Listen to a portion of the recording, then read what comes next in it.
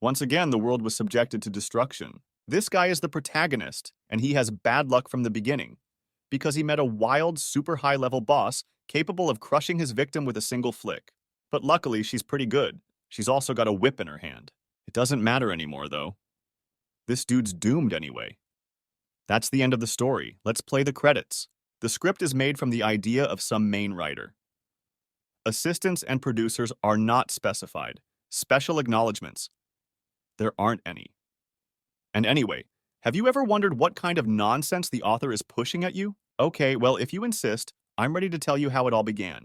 The first thing this guy saw was an authorization window where you could choose your race and class. By the way, the boy's name was Xian, and he was an ordinary 21-year-old student. And the system window in front of his face was nothing but a game interface. A game called Will of the Land merged with the real world.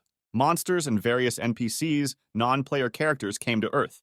The world was in mortal danger. But thankfully, all people were able to become players. All inhabitants of the land were given the opportunity to choose a race and class for which they could begin their new life. Everyone started at level 0 and got to fight monsters. Everyone except Xian. Even though this guy was the only one who was fine with this sudden change in the world, he couldn't get what was given out to other people. For several minutes, the system window literally ignored him, unwilling to respond to requests. That's when the boy realized his business was trashy. Something extraordinary happened to the most ordinary student from the most ordinary college at the most important moment. Character creation was interrupted and the guy logged out. The entire playing space disappeared at the same moment. He became the most useless person in the world, possessing not a single ability. You'd think this guy could go on with his life as usual. But that wasn't going to happen. After a while, he discovered that he couldn't equip items. This kid can't get experience points and can't level up, and the native interface fails when opened. An ordinary person is unable to survive in the game world. After realizing this, Xian fell into a deep despair. "What a shame to die a virgin, eh?" said the author, putting the guy in a stupor with such a grandfatherly joke. Then, turning on optimist mode, Xian scratched the back of his head and realized that he had done everything he could. First, he needed to find a safe place, hide there, and then think of a plan to survive. Luckily, the developers gave the guy a backpack. Moreover, there were some starter potions for newbies. He sat down thoughtfully on the ground, wondering what he should do next. Since he was in such a situation, he really should find a safe place to start. Then he should form a team from the players closest to him. In theory, it all sounds simple enough. While Xian was pondering everything previously said, some strange thing flew out from a huge hole in the sky with a loud whoosh. Turning around at the sound of approaching danger, it dawned on the young man that this seemed to be the end of his not long and agonizing gaming session. In the same second, an unknown object flew into the guy, blowing away all the nearby surroundings and flattening buildings to the ground. This mesmerizing spectacle was watched from afar by some man in a white cloak. Did he show up after all? Doomsday, he said, not taking his eyes off the sudden explosion. The thick smoke of dust and dirt began to dissipate. Then the silhouette of an unknown creature began to vanish. Despite the sheer power of the blast from the monster that flew into the ground, Xian managed to survive and hide behind a nearby rock. At the same moment, he realized that the wild boss in front of him was most likely a wild boss. The smoke cleared, and the head of the 97th level Celestial Kings named Belial appeared before the boy's eyes. She is from the demon race and is the leader of the S-rank monsters. Upon landing, the girl realized that this place really looked like the one she had seen in her dream. There should definitely be a demon king here. Frightenedly looking at her, Xian couldn't believe that he was so unlucky to have fallen for an S-rank monster at the very beginning of the game. "Those are some nice boobs she's got, though," the guy said, taking a picture of the woman's boomboxes. While the boy was quietly taking pictures of her, Belial began to look around for someone. Seeing some small shop in front of her, the demon looked there enticingly and said that while it would be quite useful to her, it wasn't what she had come here for. As she continued to stare at the toy store, the demon was finally convinced that this was the place from her dream. This is where she can find the one she came to find. The woman will stay here and wait for the demon king. He appeared to her in a prophetic dream, and Belial drew him. Oh, how handsome he is! Clutching her lover's drawing to her chest, the overjoyed demon began to dance joyfully. It was only after a while that she noticed that some silly armed people were really spoiling the scenery here. Looking fearfully at the unknown monster, the players tried to figure out how they could deal with such a powerful creature. Belial was not going to give them time to think. She immediately activated her level 27 clearing skill and mockingly said that the people who had come here were really very unlucky. At the same second, the demon used a powerful spell. The pink explosive lightning released by this skill scattered all the players in different directions. Clearing an area causes an instantaneous explosion. Its deadly wave hits creatures 10 levels below the skill itself. A shivering Xian watched all of this as he continued to sit behind the rock. Seeing such a destructive force, the guy realized that he had to find a way to escape from this place. As the boy shook with terror, taking cover behind a rock, Belial laughed at the way all those humans scattered laughingly. Serves them right! The Demon King himself would be here soon, and they hadn't carpeted the place for him. After saying that, the woman felt some strange aura behind the stone. Puzzled at how the man could survive her attack, the demon began to get closer to the rock. In the meantime, a tearful Xian took a death selfie with his phone in his pocket. At that instant, an electric shot of yellow lightning spell was heard from somewhere on the other side. An unknown attack whistled past the doomed Xian, flying around his stone and immediately heading towards the demon standing further away. Dazedly, the boy stared after the lightning, trying to think of where it could have come from. Belial, on the other hand, had seen an attack like this before. She immediately recognized the person who had cast the spell. Abruptly, the woman dodged the incredibly powerful electrical discharge, shredding everything in its path. Barely able to stay on her feet, the demon stopped and crouched down on her knee. "Roland," Belial said tensely, looking at the man who had just attacked her. Standing on a metal rebar stuck into the ground, the man mockingly remarked that Belial had gotten rather agitated. The annoyed demon shouted at her opponent not to say such a thing after knocking the ground from under her feet. With a smirk at the woman, the blonde man asked her not to be so cruel to him. This man's name is Ronald, and he is a level 101. In terms of class, he is a priest as well as humanity's highest fighting power. For his services, he was given the title of the Hope of Mankind. Angrily pointing a finger at the man, Belial asked why he had come here. Ronald explained that his motive was obvious.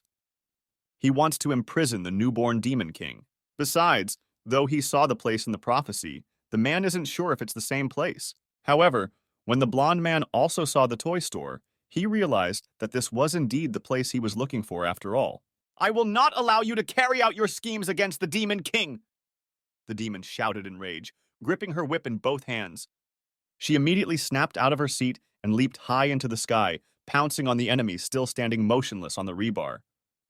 With a tremendous swing of her whip, the woman struck at her foe. But the man in the suit was not without difficulty able to block the demon's blow by putting his hands out in front of him. Hearing Belial's booed shriek, the blonde glanced up to her face with a grin. Unwilling to accept defeat, the demon began to strike blow after blow, trying to break through Ronald's defenses. At one moment, when the girl delivered another such blow, the cold-blooded man abruptly recoiled, changing his stance towards his enemy. The blonde man raised his hand, whereupon his palm shimmered. An 85th level legendary one-handed weapon immediately materialized in his hands. While Xiaowin was dumbfounded, trying to realize who he was and where he was, a nightmare began to happen behind him. It was like another apocalypse. And then the guy realized that these two were so insane that even tearing him apart wouldn't notice it. "You think you can overpower me?" muttered a wounded Belial as her health indicator went to its lowest point. But just when she thought of the handsome Demon King, the woman with the whip in her hand shouted that she intended to see him in person. Her morale rose at the same second, and her health points rose to the maximum level. This boss had advanced to the second stage. Infuriated, Bilal crouched down close to the ground, then jumped into the air with tremendous speed. "Die, Ronald!" The whip-waving demon yelled in rage, lashing out at her opponent. Tensely glancing at the psychotic woman, Ronald realized that it would suck if she did finish him off. But on the other hand, the man still had an ace up his sleeve. In the instant that the exasperated Belial flew toward her opponent, the blonde man pulled some paper out of his pocket and showed it to the girl. Seeing what her opponent showed her, the enchanted demon looked at the picture in surprise.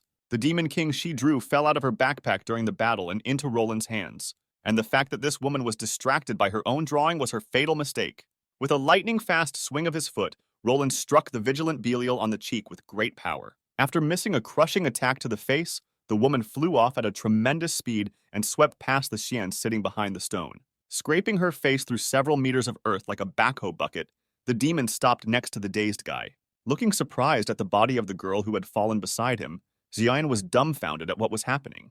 Inexplicably, the surviving Belial pulled herself up and looked at the drawing of her favorite handsome man. "Ah, my demon king!"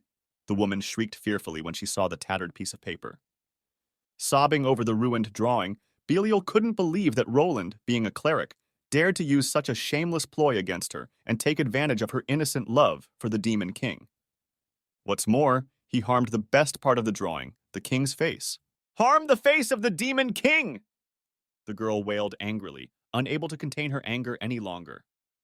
After shouting this, Belial met her eyes with the dumbfounded Xian sitting alone behind a rock. Noticing her exasperated look at him, the guy instantly aged as he realized that the remaining years of his life were no longer useful to him. "Ah, it's the face of the demon king himself. I recognize him out of 1,000. I finally waited for you." The girl suddenly marveled, noticing the boy sitting behind a rock. At the same second, Roland tore toward the demon, bringing his sword behind his back. With one lightning-fast lunge, he cut the enchanted Belial in two with the whip in his hand. The black demonic blood of the woman chopped in half splattered onto the face of the deathly frightened Xian. As the guy who had given up his last breath continued to sit by the stone, Roland, who had shaken off the blood from his sword, said, "Done." He couldn't believe that Belial, worthy of the title of Demon King, had put his back to him at the most crucial moment of the battle. But as it was, it threw the man into a rather dangerous situation. He had very few health points left. Anyway, it doesn't matter anymore. All Blondie had to do was set the traps. Preparing an ambush, he will wait for the Demon King to arrive and kill him again. In any case, if this Demon King is a level 1 Demon King, there shouldn't be any problems with him either. Then, remembering that very spot from the prophecy, Roland realized that he should find it while there was still time. Turning around, he noticed a guy sitting by a rock staring at him. "The Demon King? And he's been here all this time? He manifested so quietly, and he's been behind my back all this time," thought the aghast man upon seeing Xian. Roland immediately activated a level 23 scanning skill to try and figure out what kind of creature was sitting in front of him. However, unexpectedly, there was a glitch. The priest then used the enhancement skill, and after raising the scan to level 39, he used it on the Demon King again. Scan was completed successfully. Target rank unknown. Health point level beyond the maximum available. Species unknown. Title unknown. This monster doesn't even have rank information. How is that even possible? How can that be? Even if I activate all my combat power, I can't defeat him. Perhaps his plan is to let his subordinates attack me in one-on-one combat, then lower my health level to the lowest level, and then effortlessly finish me off and take my head. How devious, cunning, and full of cruelty is this Demon King? As soon as Roland thought about it, his whole life began to flash before his eyes. He was the hope of mankind. But now it was over. At this moment, the almighty Demon King rose to his feet and looked at the dumbfounded man. Without taking his silent but stern gaze off the priest, the monster coldly wiped the blood of his dead subordinate from his face. That's when the doomed Roland realized that he was definitely finished. The Demon King stretched his hand forward and immediately began to gather all-destroying energy at the tip of his fingers. "You stupid little man, how dare you harm me!" shouted the monster soon after, preparing to wipe his opponent into powder. Of course, it was all in Roland's fantasy, but even that thought was enough to make him nearly die of tension. Of course this Demon King is going to be angry. He definitely wants the whole world to be destroyed. While the dumbfounded priest was thinking about it, the friendly Shan, scratching the back of his head, handed him a health restoration potion. Then, making a fucking face, Roland looked at his opponent and realized that he was going to mock him before brutally killing him. "Your vitals are almost at 0, but I have this. Would you mind drinking the potion?" Xian suggested, looking at the man. But even after those words, it didn't come to the blonde man's attention that the Demon King didn't really know anything about his identity. The fusion area of the Earth in this world had already reached 30% of the Earth's surface area. The people on the ground successfully awakened as players and began fighting monsters. You just have to keep following the plan. Very good. Helping players evolve is our job as NPCs. The man in the suit remarked contentedly, looking at the ruined city outside the window. He then inquired about Roland's situation. The guy standing next to him said that the boss rank monster that brought about the birth of the Demon King had been killed. If they manage to kill the newborn Demon King next time, then they can easily win. So we can leave it up to Roland. We don't have to worry about him. The man in the suit agreed, noting that this blonde man, as expected, was able to come up with such a clever attack tactic and gradually implement it. This priest is truly worthy of his status. He is the true hope of mankind. I want to die, thought a dumbfounded Roland, looking at the Demon King. The man, trembling with fear, looked dazedly at the monster holding out some kind of bottle to him. While the boy asked the priest if he was going to drink it, Roland stared suspiciously at the potion in his hand, wondering what it could mean. The Demon King definitely wants revenge for his people, and what's in his hands right now is definitely poison. This monster could easily finish Roland off at any moment, but instead it wants him to drink the poison. This creature probably won't just let him die.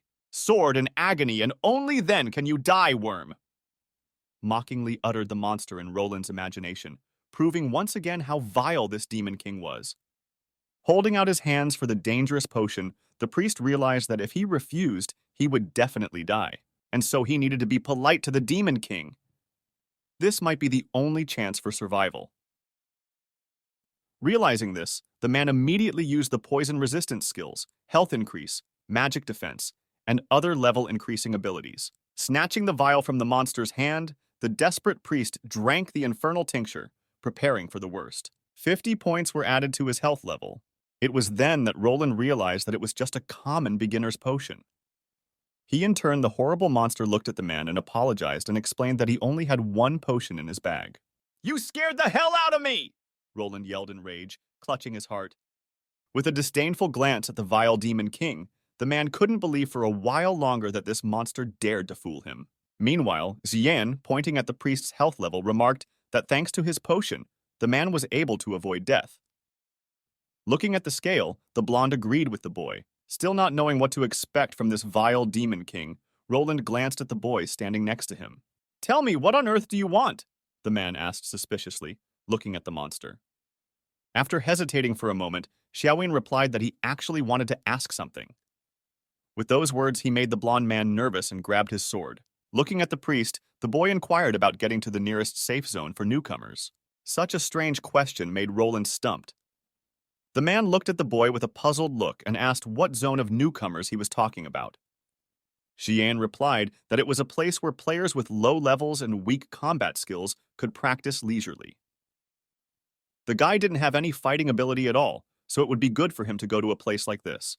With a sly glance at the Demon King, Roland immediately guessed what that vile dude was up to. The safe zones were filled with newly awakened adventurers, the ones who would defeat him in the future. This monster must want to kill them before they become stronger.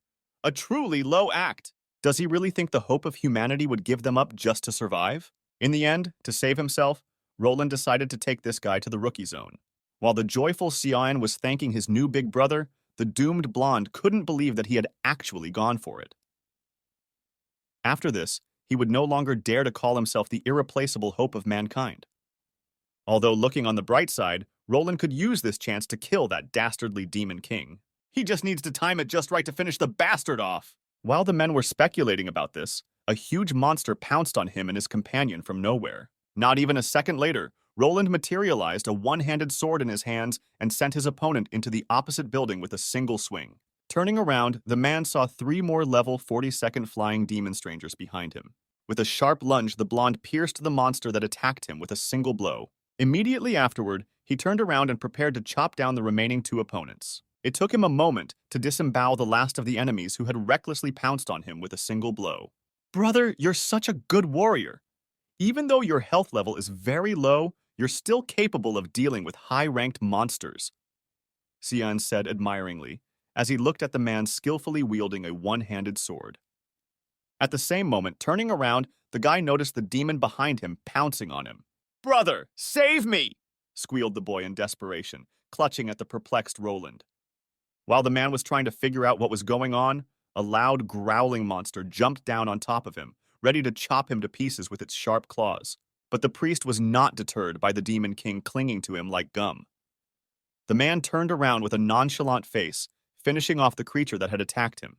Immediately afterward, Roland literally turned the opponent into mincemeat using the level 8 exploding sword skill. Then, looking at the guy hanging on him, the priest thought about what kind of crooked wagering of helplessness this was. Why is this demon king pretending? No matter how fiercely the monster attacked, this boy did not lunge, revealing a powerful confidence deep within his heart. He is even more cunning than the blonde could have imagined. But even though the demon king has absolute power, he still hasn't realized that Roland is the one destined to kill him. And in this case, it looks like luck is on the priest's side. At that moment, Roland's health level dropped 50 points. Trying to push the boy away from him, the man asked him to let go. He really can't move because of this. Soon, when the guy let go of his victim, the blonde stood exhaustedly in place, trying to catch his breath, while Xion began to examine his inventory. Just recently, before the two had moved away from their meeting place, the guy had managed to prize something from a stray, murdered boss. A little earlier, pointing to Belial's corpse, Xion had asked his new partner if he would take anything from her inventory. Roland explained that NPCs had common sense and did not pick up loot from monster corpses. Then, looking hopefully at the boy asked if he could have something. Looking at him puzzled, the priest did not object. "Thanks a lot, little brother. Then don't mind if I do it," Xian said cheerfully as he wadded up the dead woman's underpants. Then, taking off the woman's armor, he noticed that it was a divine garment. He looked at his new partner and asked if he wanted to keep it for himself. With a disgusted look at the Demon King, Roland shouted that he didn't need it. Xiao Yu immediately thanked his brother for leaving this incredible loot to him. In the end, from the girl's corpse, the guy took away an S-rank armor, 2 horns of a supreme demon, a Belial egg, and a lot of gold and silver coins. But unfortunately, due to a bug in his account, the boy will not be able to wear this divine garment. As he continued to search Belial's body, Xian noticed something interesting. Turning back to his partner, the guy gestured for him to show the thing to him. It was an adult fanfic about a demon king, handwritten by Belial herself. When he opened the manuscripts, Xiaowin began to read aloud what was written there. After a few seconds, Roland ran away in a panic, once again convinced that this world must not fall into the hands of those vile demons. Meanwhile, Xiaowin continued reading the fanfic, chuckling contentedly. That's all the guy could get from a high-ranking, roving boss. If it were anyone else, he would be thrilled. However, to Xiaowin, these items have no value. Of course, it would be great if the boy had been so lucky when he created his account. But now he can't put on equipment or level up or even gain experience. But on the other hand, since the guy managed to accomplish this even without all the advantages of a player, it means that if he tries hard enough, he can survive. While he was thinking about it, Roland, who was standing nearby, was attacked by 4 fox monsters. In the same second, one of the creatures swallowed the head of the brooding man. As he watched admiringly, Xiaowin noticed that Roland was incredibly tough. He hoped to grow up to be as strong as his older brother one day. After clearing the surrounding area of monsters, the priest tiredly stabbed his sword blade into the ground. "This is a safe zone for newcomers," explained the tired man to the Demon King, looking in front of him. Turning his attention to the incredible structure ahead, Xian couldn't immediately believe that he had actually reached a safe zone. It turned out to be the first-level building of Kangjong University, which is a peaceful neighborhood. Stunned as he continued to stare at the building in front of him, Xian realized that it was his school. Belial failed and died. This is of course terrible for the demon world, but things are actually even worse. Demons are obliged to send someone to meet the newborn king, but only the late Belial saw his appearance in a dream. One of the 7 demon lords of the 102nd level, Babylon, had implied that if Belial was in trouble, it would be very difficult to find the king. "Don't panic!" suddenly sounded someone's confident voice at the entrance to the bar. Mammon, who is also one of the 7 lords and the current leader of the 84th level S-class demons, reported that Belial had managed to leave a clue before she died. Asking her partners not to worry, the girl said that they could rely on this drawing now. With it, the demons would always be able to recognize their king. Rising from the table, Babylon told the leader that she had arrived just in time. She narrated that according to the demon informant's records, Roland had killed Belial and left the Demon King's birthplace.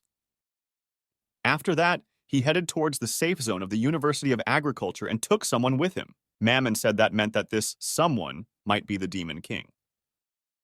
Babylon added that the demon informant had already sent the appearance of an unknown person.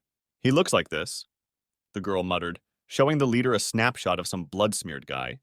After seeing this, Mammon stared at the picture for a while longer. Snapping her fingers, the woman confidently said that it didn't seem to be true. In any case, it only proved that the Demon King had not been captured by Roland and was perfectly safe. The woman then threw the photo in the trash and said there was no time for games now. We need to gather everyone who can move. The demons have a duty to find their king as quickly as possible. Looking around admiringly, a delighted Xian still couldn't believe that this was a safe zone. There are so many people here. There's an unbelievable number of people. Looking at the Demon King, Roland noticed how excellent this monster's acting was. But the smug turkey didn't seem to realize what he was up against. The entire University of Agriculture is a huge trap. It is a safe zone protected by the gods, with a system device called Storm Post that can seal all monster abilities. No matter how strong the monster is, it will literally be a fish in a jar. It's defined in the rules of the game. Once the Demon King takes a step inside the safe zone, Roland and the rest of the NPCs from his organization can take control of the guy and kill him. This monster will die because of his arrogance and ignorance. And Roland himself, in turn, as the prophecy says, will be the hero who will lead the players to overthrow the Demon King. Oh, isn't that the hero Roland who will lead the players to overthrow the Demon King, as the prophecy says? One of the NPCs standing at the entrance to the safe zone asked, framing the priest in those words. When Roland awkwardly asked the guard not to talk like that, explaining that his uniqueness was not worth discussing, the admiring man went on to say that he had heard that the priest had gone to protect the birthplace of the Demon King in order to strangle him in his cradle. Shh, don't say anything else, the blond man asked in tears, looking fearfully at the NPC. Approaching the guards, Xian explained that Big Brother was indeed an awesome person. However, one of the safe zone guards objected that the guy was a bit inaccurate. This is not just an amazing man, but the hope of mankind, Roland Lee. The prophecy is definitely about him, bringing the players together to slay the Demon King. At that moment, the second NPC standing nearby told Mr. Roland that the bolting steel had been completed in the safe zone. Realizing that Xian had no idea what bolt steel was, the guard immediately explained to him in a friendly manner that this metal could seal. At these words, the man was stopped by a furious Roland, shouting at him not to continue this conversation any further. Do you really want to participate in the destruction of the world so badly? The priest yelled in rage, grabbing the NPC by the neck while the Xian standing to the side stared at them perplexedly. From the looks of it, these two are very close. Laughing nervously, the blonde hugged the Demon King and explained that these guys were just kidding. After that, they walked away from this dangerous place. Amazed at how incredible Roland was, Xian now wanted to become such a hero too. His big brother is so strong and kind. But the boy had no idea what his kind-hearted older brother was thinking as he led the boy to the edge of the safe zone. Just one more step and it's over. Just one more step and it will be a victory for the righteous deeds of men. And as soon as Xiaoyan reached the edge of the safe zone, Roland immediately pushed him in the back. Feel the unbearable power of the system! The blonde shouted gloatingly once the guy was on the other side. Xian turned to his older brother indignantly and asked what kind of system power he was talking about. After that strange nudge in the back, the two stood still for a while, staring at each other in bewilderment. What? Nothing happened? Why? However, it certainly couldn't have gone unnoticed. The moment the Demon King stepped into the safe zone, the postbert, which was a barrier for monsters, cracked. That's when Roland realized what he had done. Could it be that this guy is a creature that can't even contain the system? So this is the power of the system, suddenly said ominously to a boy standing in the safe zone. Xian had heard that the safe zone was protected by a system that had absolute power. Once here, one is safe. And that doesn't give the boy any peace of mind. Hearing this from the Demon King, the dumbfounded Roland asked with fear in his eyes what he intended to do. At the same second, there was a bright red flash, the epicenter of which was a peak towering above the safe zone called Postbird. The unknown red light has reached every corner of the University of Agriculture, dumbfounding every person here. The flash went out, and most NPCs and players were left wondering what had happened. Everyone around them began to panic, asking what had happened. Had someone tried to attack the safe zone? One of the guards commented that it looked like the server was lagging. This is a safe area and is protected by a postbert system device. As long as we are within its range, it will protect us. We're perfectly safe, the guard explained, pointing to the mangled structure behind him. But turning around, he asked his partner, puzzled, had the bolted steel structure been shaped like this before? The guy replied that he didn't remember, but anyway, it looked strange. Even so, the Guardian once again asked the players not to be afraid. Their hope, the the strongest fighting power of mankind, Roland Lee, is also here. Turning to Master Roland standing pathetically nearby, the man asked him to say a few authoritative words to reassure the people. Why does everything suck so bad? We're fucked! The blonde man, clutching his head in despair, fell to his knees. Cheat and bend the system into a symbol of love. What kind of idiotic joke is this? Roland attempted to use Postbert to put restrictions on this monster using the power of the system. But this demon king swatted the priest like a mosquito. He returned the heavy blow, turning all of Roland's hopes to dust. And that's the difference in their powers. Blondie simply has nothing to counter this monster. The only thing left to do is just give up. Seeing Roland's doomed brother sitting on his knees, Xian asked if he was okay. The guy had heard that it was just a lag. There was nothing wrong with it. The boy never would have thought an older brother could be so scared. That's so sweet. Walking over to the blonde man, Xian took him by the shoulder and motioned for the man to pull himself together. He's the hope of all mankind. How can a man like that be so scared to death? The game has just started, Xian reminded, looking at his older brother who was surprised by his words. So this is just the beginning. What an outrageous demon king! Roland thought doomfully, looking at the boy in tears. Burning with anger and hopelessness, the man asked the monster standing next to him what he wanted. Let him just say it out loud like a man. What the hell does he want? Hearing what his brother had just said, Xian couldn't believe his ears. Was this NPC so moved by just a few words of encouragement that he decided to give the boy a task or some kind of reward? Without stopping to wonder, the boy noticed that Roland was being too courteous. However, since his brother had suggested it himself, Xian decided to take the opportunity and took the tense blonde man's hands and told him that he had a small request. A few minutes later, standing on one of the busiest streets on campus, the delighted guy explained to his partner that he needed to learn culinary skills to survive in a safe zone.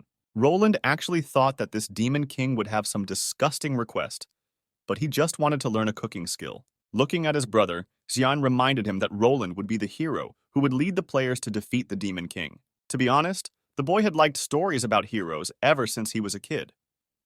So he used fantasy to imagine himself as one of them. But due to the anomaly of the account, the boy found himself a bit puzzled. However, since fate arranged for him to meet the real hope of mankind, she probably doesn't want him to give up. That's why I'm not upset, even if I only have the path of a chef in front of me. I'll have to do whatever it takes to become a hero, Xian explained, looking at the aghast priest. That's what I'm asking. Are you ready to set me straight? When Roland listened to the boy to the end, he looked at him perplexed, not understanding why he was acting so strangely. The man on the left is the cooking skill mentor, Hiri. The woman on the other hand is Li Bingbing's first aid skill mentor. Laughing at Xian, the man asked if this short man who is afraid to fight wants to choose the path of a chef and take a shortcut. The girl agreed with him, however, noting that no one would want to fight monsters if it were that easy. The cook then asked the boy not to think that learning cooking skills would earn him money. Even on the contrary, it would only eat up coins. A normal player most of the time carefully controls his spending when he starts.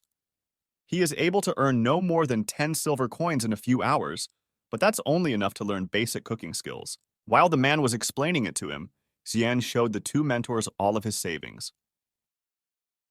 Seeing more than 13 gold coins in his account, the cook and the nurse shouted in surprise. Apologizing to the player, Hiri immediately agreed that the boy was in charge. The woman in turn remarked that the kid has something special if he can make so much money at the start. But anyway, these two are NPCs with their own rules, and they're not going to please Xian just because he's rich. This amount of money is more than enough to learn, but it won't be enough if you want to increase your skill quickly. You can't make a profit if you can't increase the mastery of your cooking skill. Now that the two worlds had been merged in such a short period of time, all the people were new, and resources were being depleted by the second. Bingbing explained that the materials needed to raise the product skill were not available on the market. Therefore, Xian could only buy them from NPCs if she wanted to forcibly raise the skill, but that would be too expensive. Money down the drain, literally. Instead, the guy should use that money to buy equipment and raise his level quickly. With that much money, he can choose any of the best equipment offered according to his current level. Upon reflection, the boy blushed with embarrassment and said that he had his own personal reasons for not buying the outfit. Then, looking at Roland standing next to him, the boy asked if there was no other way. Scowling with indignation, the blonde couldn't understand why this kid was looking at him.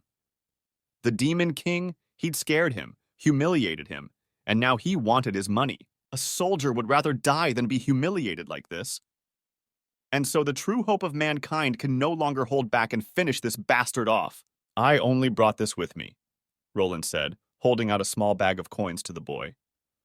Awkwardly taking this pouch with 17 gold coins inside, Xian thanked the priest and said that he didn't want to borrow money from his brother. But it's still not enough. Suddenly, the nurse said, startling the boy and Roland. After her words, there was a dead silence. Xiaowin looked at the woman for a while, and then slowly turned his gaze to his brother. Realizing what this kid was implying, Roland took off his cloak and handed it to him. This thing will be worth 48.7 gold pieces. When the blonde was told that wasn't enough, he took out a legendary one-handed sword worth about the same amount from his inventory and held it out to the Demon King. However, the moment the man handed over all his belongings, he was told again that it wasn't enough. Then he looked at his underpants, realizing that some fans were willing to spend almost 100 gold pieces to buy them. Damn Demon King! You took everything from me! Roland yelled mentally, left with nothing, waving his trunk all over the alley. While the priest was pounding his fist on the wall in frustration, Bingbing explained to Xian that even that was still not enough. The lowest production skill was equivalent to a combat C rank, and so it wasn't worth it to learn them from the start. Hiri, in turn, reminded Master Roland that he still had precious hours to spare. Shifting his lifeless gaze from the pierced wall to the cook, the blonde explained that it was a gift he'd gotten from his father for his coming of age. Looking at the Li family's inheritance watch in Xian's hand, the nurse shockingly wondered why Master Roland was being so nice to him. Maybe he thinks the kid has potential? Xian explained to his new mentors that he simply told his brother that he wanted to be a hero and asked the man to support him in everything, but the boy had no idea that the priest would be so responsible.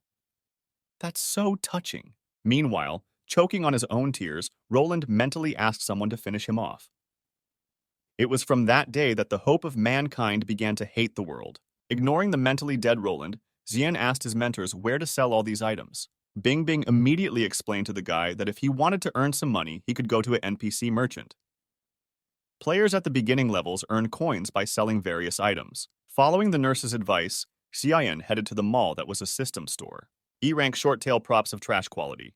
Price, 3 bronze coins. E-rank underwear of trash quality. Price, 8 bronze coins. The pinky finger of a low-level D-rank skeleton soldier of worthwhile quality. After looking at these and a few other items, the NPC merchant was surprised to see that his customer had quite a few quality items. Looking at him hopefully, the helmeted player asked how much he could sell it all for. 1 silver and 20 copper coins, the miser said confidently, much to the adventurer's annoyance at such a paltry price for his loot. After receiving this change, the player walked away from the merchant's shop, grudgingly muttering to himself under his nose that for such a small amount of money, no skill can be upgraded.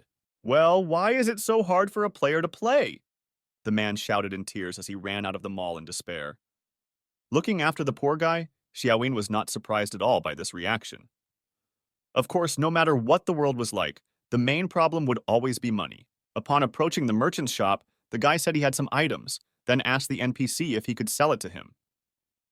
The merchant didn't object and asked the player to put everything he had on the table. Soon, there were several very expensive items in front of the man.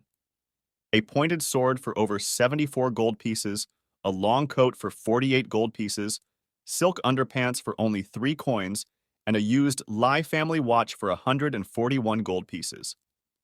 And all of these are S-rank props. However, somewhere a merchant had seen these things before.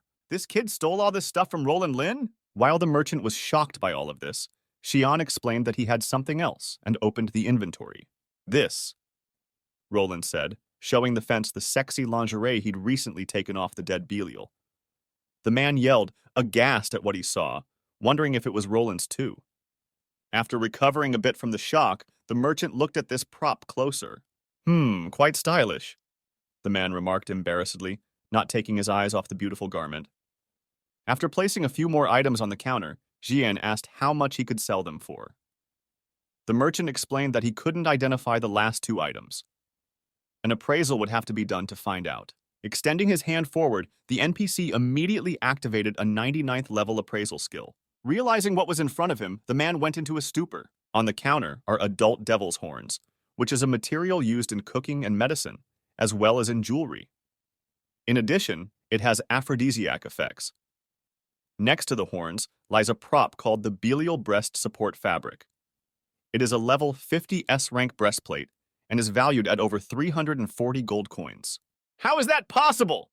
The merchant yelled in surprise as he looked at this incredible breastplate. Upon hearing this, one of the past buyers indignantly asked why the fence had given him only 2 silvers for his heavy armor, while he was willing to give more than 300 gold for some light cloth. But the peddler wouldn't listen to this fool. He doesn't understand anything. For some things, the thinner the better. It's so soft and light, just like air. And that smell of a mixture of salty and sweet. The price of this item is actually 200% more expensive than the stated price. A cloth that had been on Belial's chest and smelled like a sexy woman should be worth much more than 680 gold pieces. That's great!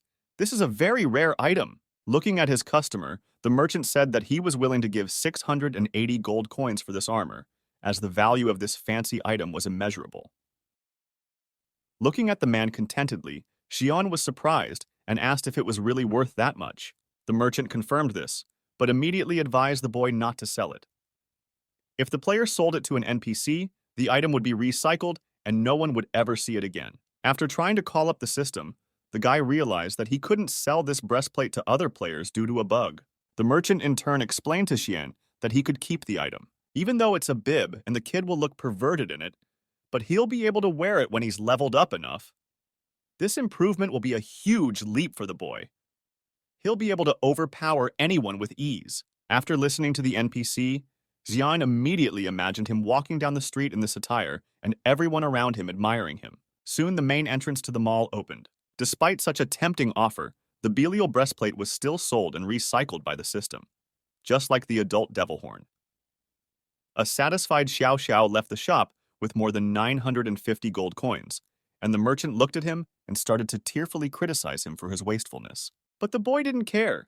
He smiled and went on his way. In this player-unified world, the goal of some people is to defeat the main boss and save the world. The goal of others is to dominate the arena and tower over the players. Then there are those who explore the world and discover new opportunities. But there are those so-called majors who can spend money and buy themselves a band. Thus, even if Xian doesn't have combat abilities, he can still take part in defeating the final boss. When the guy will get offered a sword by one of his subordinates, he'll pathetically decline and stab the Demon King in the forehead with his finger. The enemy won't survive such a crushing blow and will die, and Xian will get the Savior achievement for killing the final boss. He will be known as the hero who killed the devil. Yes, that's exactly Xian's heroic path. As long as you have money, you can pave your own way. In the future, the guy will have a beautiful girl who will call him her lord and master. After that, he will go on raids with other players as their commander-in-chief. However, he won't do anything. Just thinking about it filled Xian up and gave him faith in his bright future as he upgraded his cooking skills. While the boy was thinking about it, impressing everyone around him with his devilish appearance, he noticed that his cooking skill scale had completely filled up. Noticing his apprentice coming out of the kitchen, the chef asked how his progress was going. The boy immediately replied that he was already at his best. Oh, mastered the basic skills? The next step is the intermediate level. That's where you'll have a harder time. Study hard, Hiri encouraged him. But in the next instant, Xian walked past the mentor and explained that he had filled to the maximum with absolutely everything. Even Grandmaster level. He really filled it out? Nice account? No worries. This is just the beginning of the game. Since then, the Demon King has unknowingly set out to defeat himself. That's it. The NPC's job is to help the player gain experience, but the player's job is to defeat the Demon King. Xian's most difficult task is to simply survive in this world, and the guy's had a lot of luck with the way he started. There's not enough room in his backpack anymore, and now is the time to make a decision and take the next step. Hey, are you going to get in or not? I'm leaving! The bus driver asked irritably when he saw the guy at the bus stop, staring contentedly into the distance. Soon Xian, after paying the fare, got off the bus. He found himself in a place where his life could change for the better. This is the team meeting room. At the entrance, the guy heard a conversation between two people chatting about how there were rumors that all the members of one of the squads had reached level 15. That's pretty high, considering that the game had only recently launched. And in terms of combat power, their team is ranked just outside the top 5. In addition, they are professional in their teamwork, and it is even rumored that they can defeat level 6 monsters. That's the plain truth. Their captain is a professional player. This gray-haired fellow's name is Kin Haozan, and he is a level 16 trainee brigand. His combat power rating is 2 units. Looking at the woman in front of him with a smirk, Haozan remarked that since the supplies had arrived, it was time to head out. The dark-haired girl in turn felt that she needed to find another player for the team, as the level of the monsters was increasing and getting harder each time. "What do you think, Captain?" Lu Ju asked, looking at the gray-haired guy. This girl is an archer apprentice. Her level is only 15th, but her combat power rating is already 3 units. Calling his partner a fool, Haozan explained that if anyone else joined the squad, all the members would have to share the loot with him.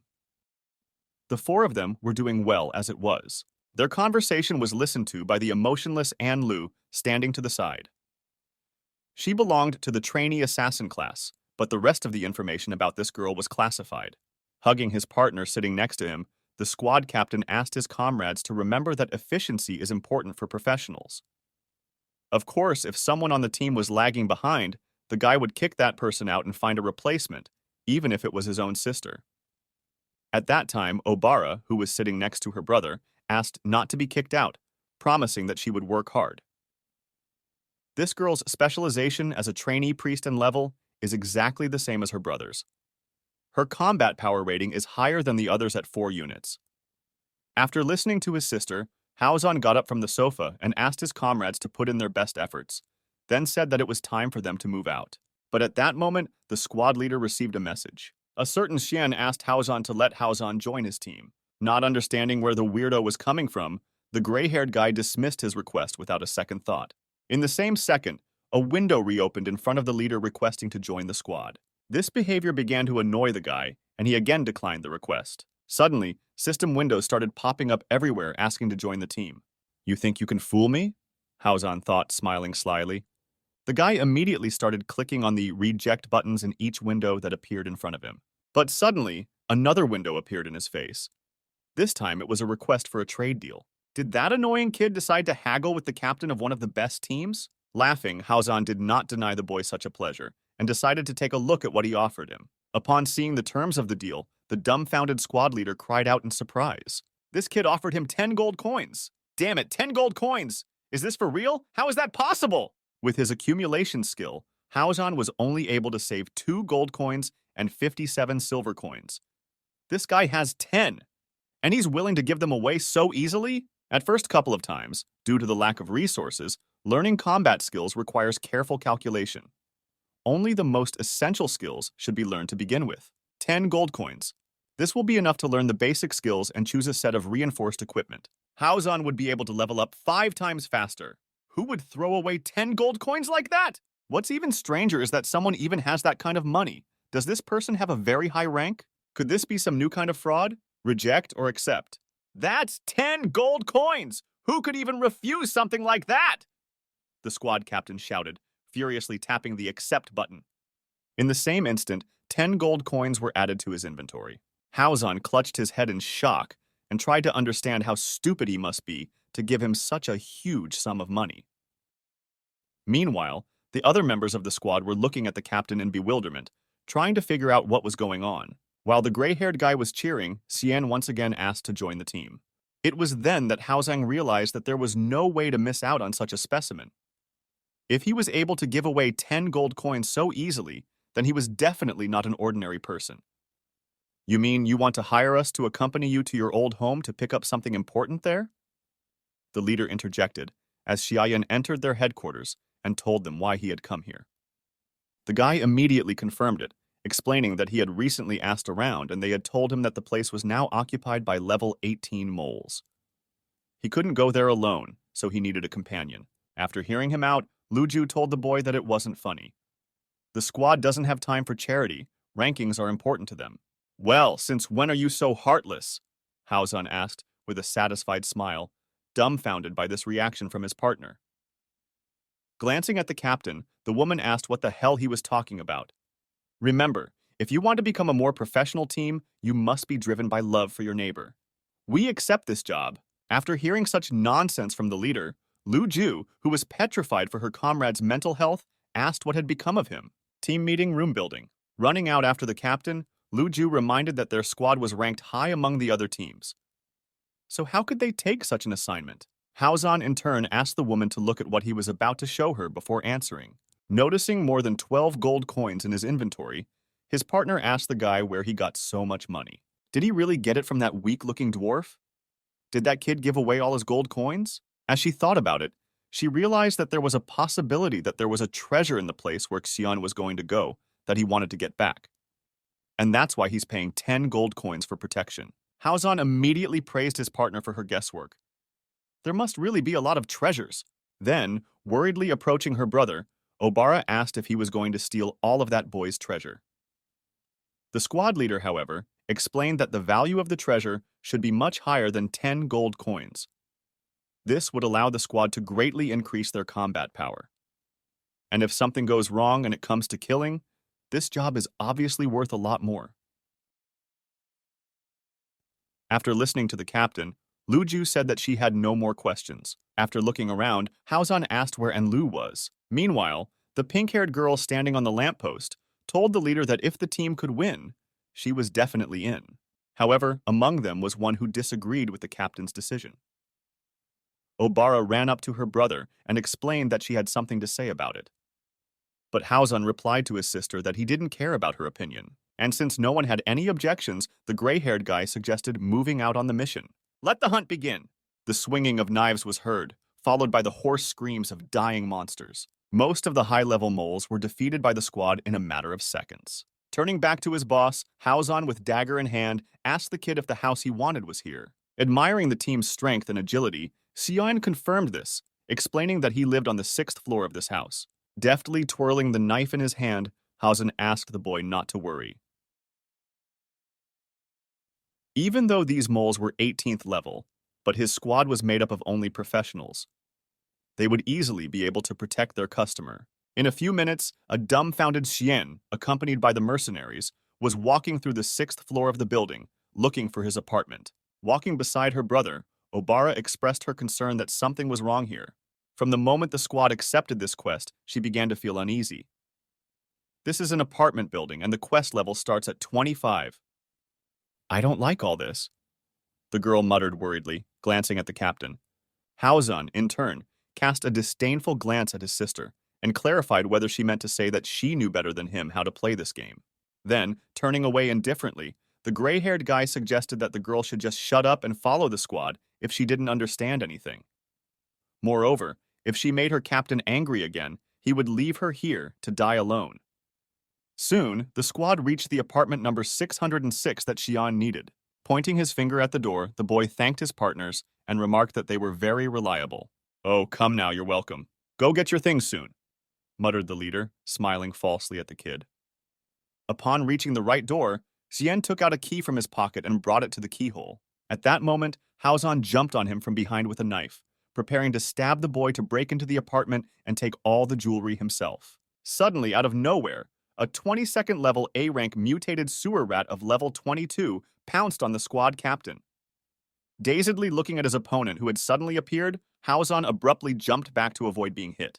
The rat missed and blew a huge hole in the floor of the high-rise. Trying to stay on his feet, the tense leader shouted, "Are there really 22nd level A-rank monsters here?" Grasping the wall behind him, the gray-haired fellow asked his comrades if everyone had managed to escape. After confirming that everyone had survived, Obara asked her brother where the boss had gone. Looking through the hole made by the powerful blow of the rat that had attacked them, all the squad members saw Xian flying down.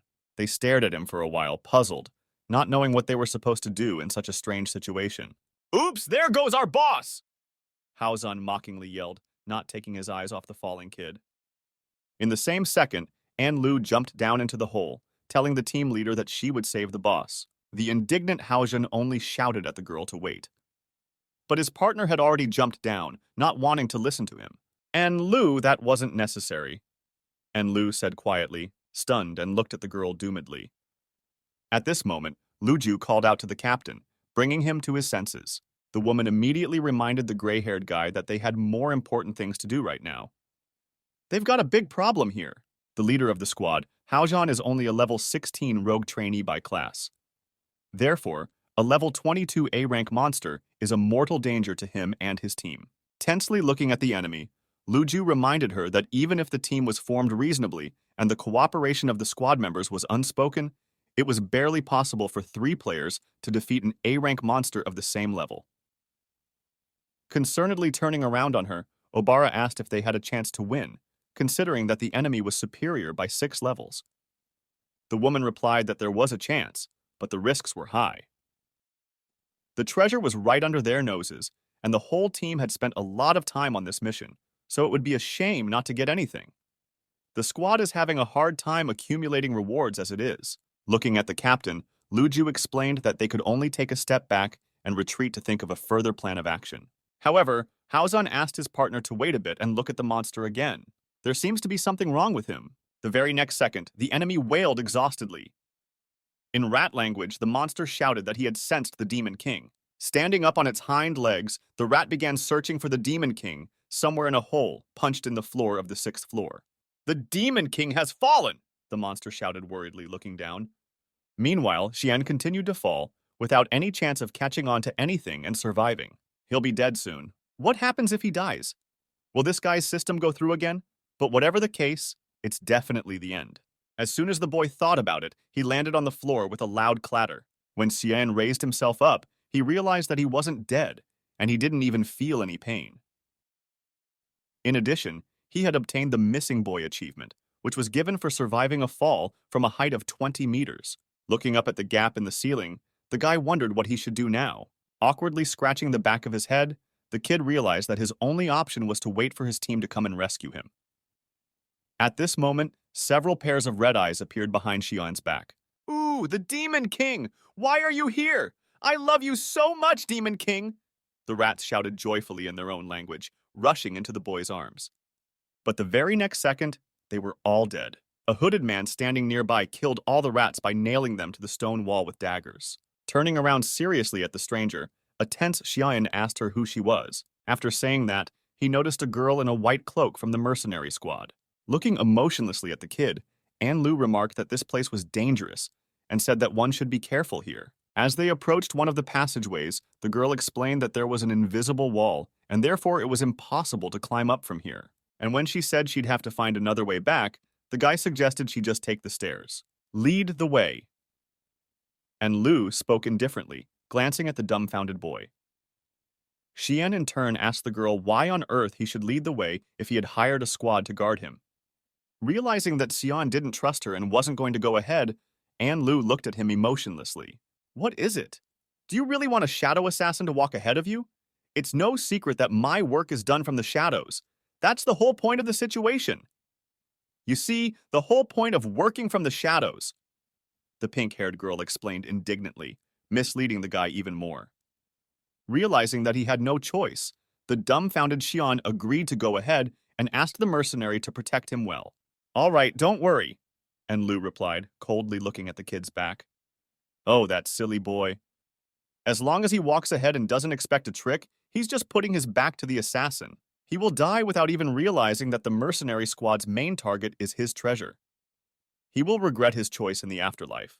When Xian stopped in place to grab something from his inventory, Anlu took out a knife and pounced on him, activating the level 1 skill, backstabbing.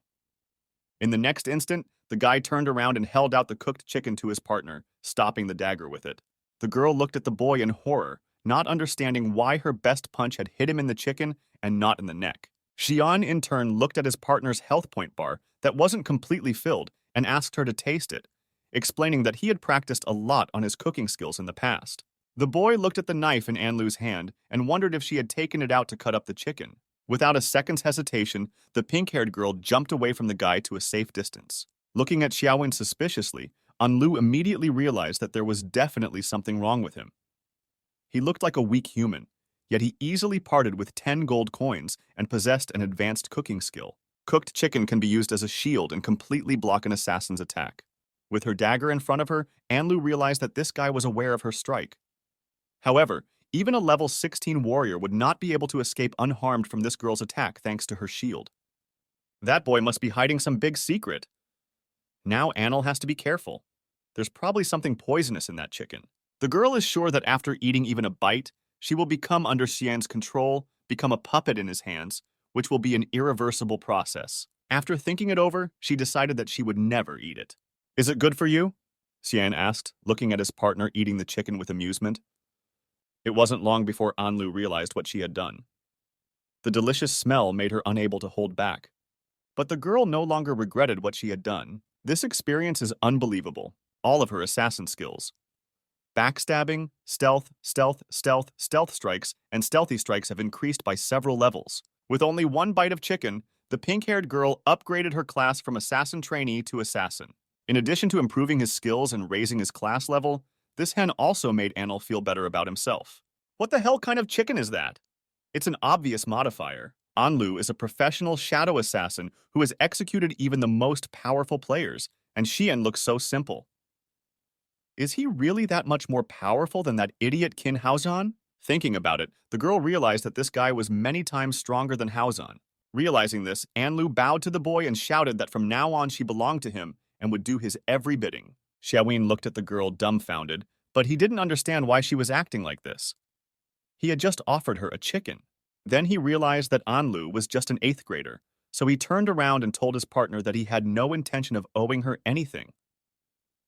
An assassin just had to protect him, and with her health failing, she wouldn't be much use. And when a surprised Anlu asked why she should protect him, Xian confidently turned to her and reminded her that, after all, he was the boss who paid the money. Such a brutal answer stunned the pink-haired girl. Assassin stood still for a while longer, pondering this boy's words. I understand and will protect you, Lord Xian. Anlu replied obediently, not holding back a lustful smile. A squad of mercenaries on their way to a customer's apartment is attacked by a giant mutant rat right at their destination. Soon, the mutant sewer rat fell from Qin Haozhan's single strike. The sewer giant mutant rat didn't want to get up again. After all, he had mistakenly wounded the Demon King himself. The sewer giant mutant rat chose death. He bit his tongue and killed himself. He forgave himself before he died and regained inner peace. And while the narrator was saying this, Haozhan, who was watching his opponent's corpse disappear, was trying to figure out what the hell had just happened. Had he committed suicide? Seeing this, Obara shrieked in surprise. The girl marveled at the fact that her brother was able to kill an A-rank monster 6 levels apart. Even though the rat had apparently killed itself, Obara considered Haojian to be even more of a professional player than before. Meanwhile, the system offered Qin Haozhan to unlock the title of an extremely strong person. The condition to unlock this title was to kill a monster above level 5. Of course, Haozhan immediately accepted this title. The gray-haired guy hadn't expected to have such good fortune waiting for him. This title of extremely strong person gave him a 3% increase in all major characteristics. So, could it be that Haozhan was the protagonist? As the man stood there contemplating what powers would awaken in him in the future, Obara, who was standing nearby, noticed that she was very uncomfortable in this place. Qin Haozhan, in turn, replied to his sister that her worries were unfounded. There was now an extremely strong person in the squad. A person who could take down a 22nd level elite monster with a single blow. So, what do I have to be afraid of? The gray-haired guy asked with a smirk, turning around to look at his sister, who was frozen with terror. Seeing the look on her face, Haozhan asked the girl what she was looking at. And while the man was looking around trying to figure out what the hell was going on, Obara shouted that he was looking in the wrong place, and it was at his back. And just as Haozhan turned around, the monster standing behind him struck him with its paw with tremendous force. The guy flew into the opposite wall, and as he broke through it, he lost most of his health points. Looking at his opponent with horror, Haozhan asked in a trembling voice how such a thing was possible. In front of him stood a high-level monster. It was an A-rank 35th level A-rank demon cat leader. Sitting down in front of its victim, the demon cat immediately activated a level 1 roar skill. From the power of such an attack, all the members of the squad flew apart, smashing into the stone walls. Staring tensely at his opponent, Obara couldn't understand where he had come from. Monsters of this level could only be found in dungeons. Already entering the building, the girl felt that something was wrong. Most likely because this place had become a copy. But why are there so many level 22 monsters here, and what should the squad do now? Rising to his feet, Qin Haozhan told his partners that he would distract the monsters first, and then they would find a way to retreat together. However, he no longer had time to ponder. The demon cat swung its huge paw, attacking Haozong, who hadn't expected it. Of course, the guy didn't have time to react, and the enemy's attack reached its goal. From such a blow, the gray-haired man flew back to the hole he had punched himself. There were very few health points left, so while in flight, Haozan looked at his sister and called her an idiot and ordered her to cure him. After obeying, Obara immediately jumped to her feet and activated the healing skill on her brother. Tensely looking at the enemy, Haozan realized that he needed to change his body position to fight back. But it was too late. The enemy had gotten too close. Running up to his victim, the demon cat began to play nicely with him with his paw. Flying from side to side, the battered Qin Haozhan lost health points from the damage he received and immediately regained them thanks to his sister's healing. It was worse than any torture. Soon, after a few minutes of such torment, the guy was face down on the floor. Rolling over onto his back, he asked his sister to stop treating him and just let him finally die. Standing up on her feet, Luju observed that the situation was dire. Even 5 players wouldn't be able to defeat a level 35 monster. Tensely turning around to her partner, Obara offered to open a path of retreat for Qin Haozang. However, in the very next second, the girl saw that Luju was already sitting on the roof of a building a couple hundred meters away. With a smirk, Luju apologized to the healer, then reminded her that the squad had united for the purpose of victory. But in this situation, that was not the case, and therefore the contract could be considered terminated. And while Haozan was lying next to the monster pretending to be dead, a dumbfounded Obara remarked that it made sense, but the way Luju was doing it was too much. At the same moment, I heard the loud bellowing of a cat ready to tear up the victim lying next to it. When Obara turned around, she realized she had no chance of saving her brother. Just as suddenly, the door leading to the landing opened. "Bao Bao?" Xian cheerfully muttered as he opened the door. Hearing the boy's voice, the demon cat that was about to continue playing with Haozan jumped up and shrunk drastically in size. Turning around on his master, the kitty meowed happily. The cat jumped into the guy's arms, and Xian was very happy that his pet was all right. Xian received Xian's favorite cat, a first-level Bao Bao. While the joyful boy danced with his cat, asking if he was scared, the hired Haozan and Obara stared at him dumbfounded. Feeling their gazes on him, Bao Bao braced himself against his master and looked at the two of them eerily. Looking at Xian fearfully, it came to both squad members that the demon cat was his pet. Upon entering his home, Xian noticed that the kitty's food was out, as well as the kitty litter box filler. Meanwhile, hugging his sister, Haozan noted that although things had not turned out as he had expected, at least all the members of the squad had survived. This Xian looks weak, but he was able to tame the demonic cat leader. He's probably a lot more valuable than he originally seemed. Only as long as this guy is alive can the squad take full advantage of him. With a sly look at Anla, Haozan praised her, saying that she had done the right thing. This pink-haired girl, unlike some people here, is the most reliable partner. After saying this, Haozan motioned for Anlu to come over to him so that he could reward her with an extremely strong man's embrace. The gray-haired guy then asked his partner not to worry and promised that as long as everyone here followed him, the squad would still be the strongest. At the same instant, Anlu pulled out her dagger and like lightning swept past Haozong and Luju, striking each of them. "Your thought of attacking Lord Xian makes me want to kill," the assassin said angrily, looking at her former partners with disdain.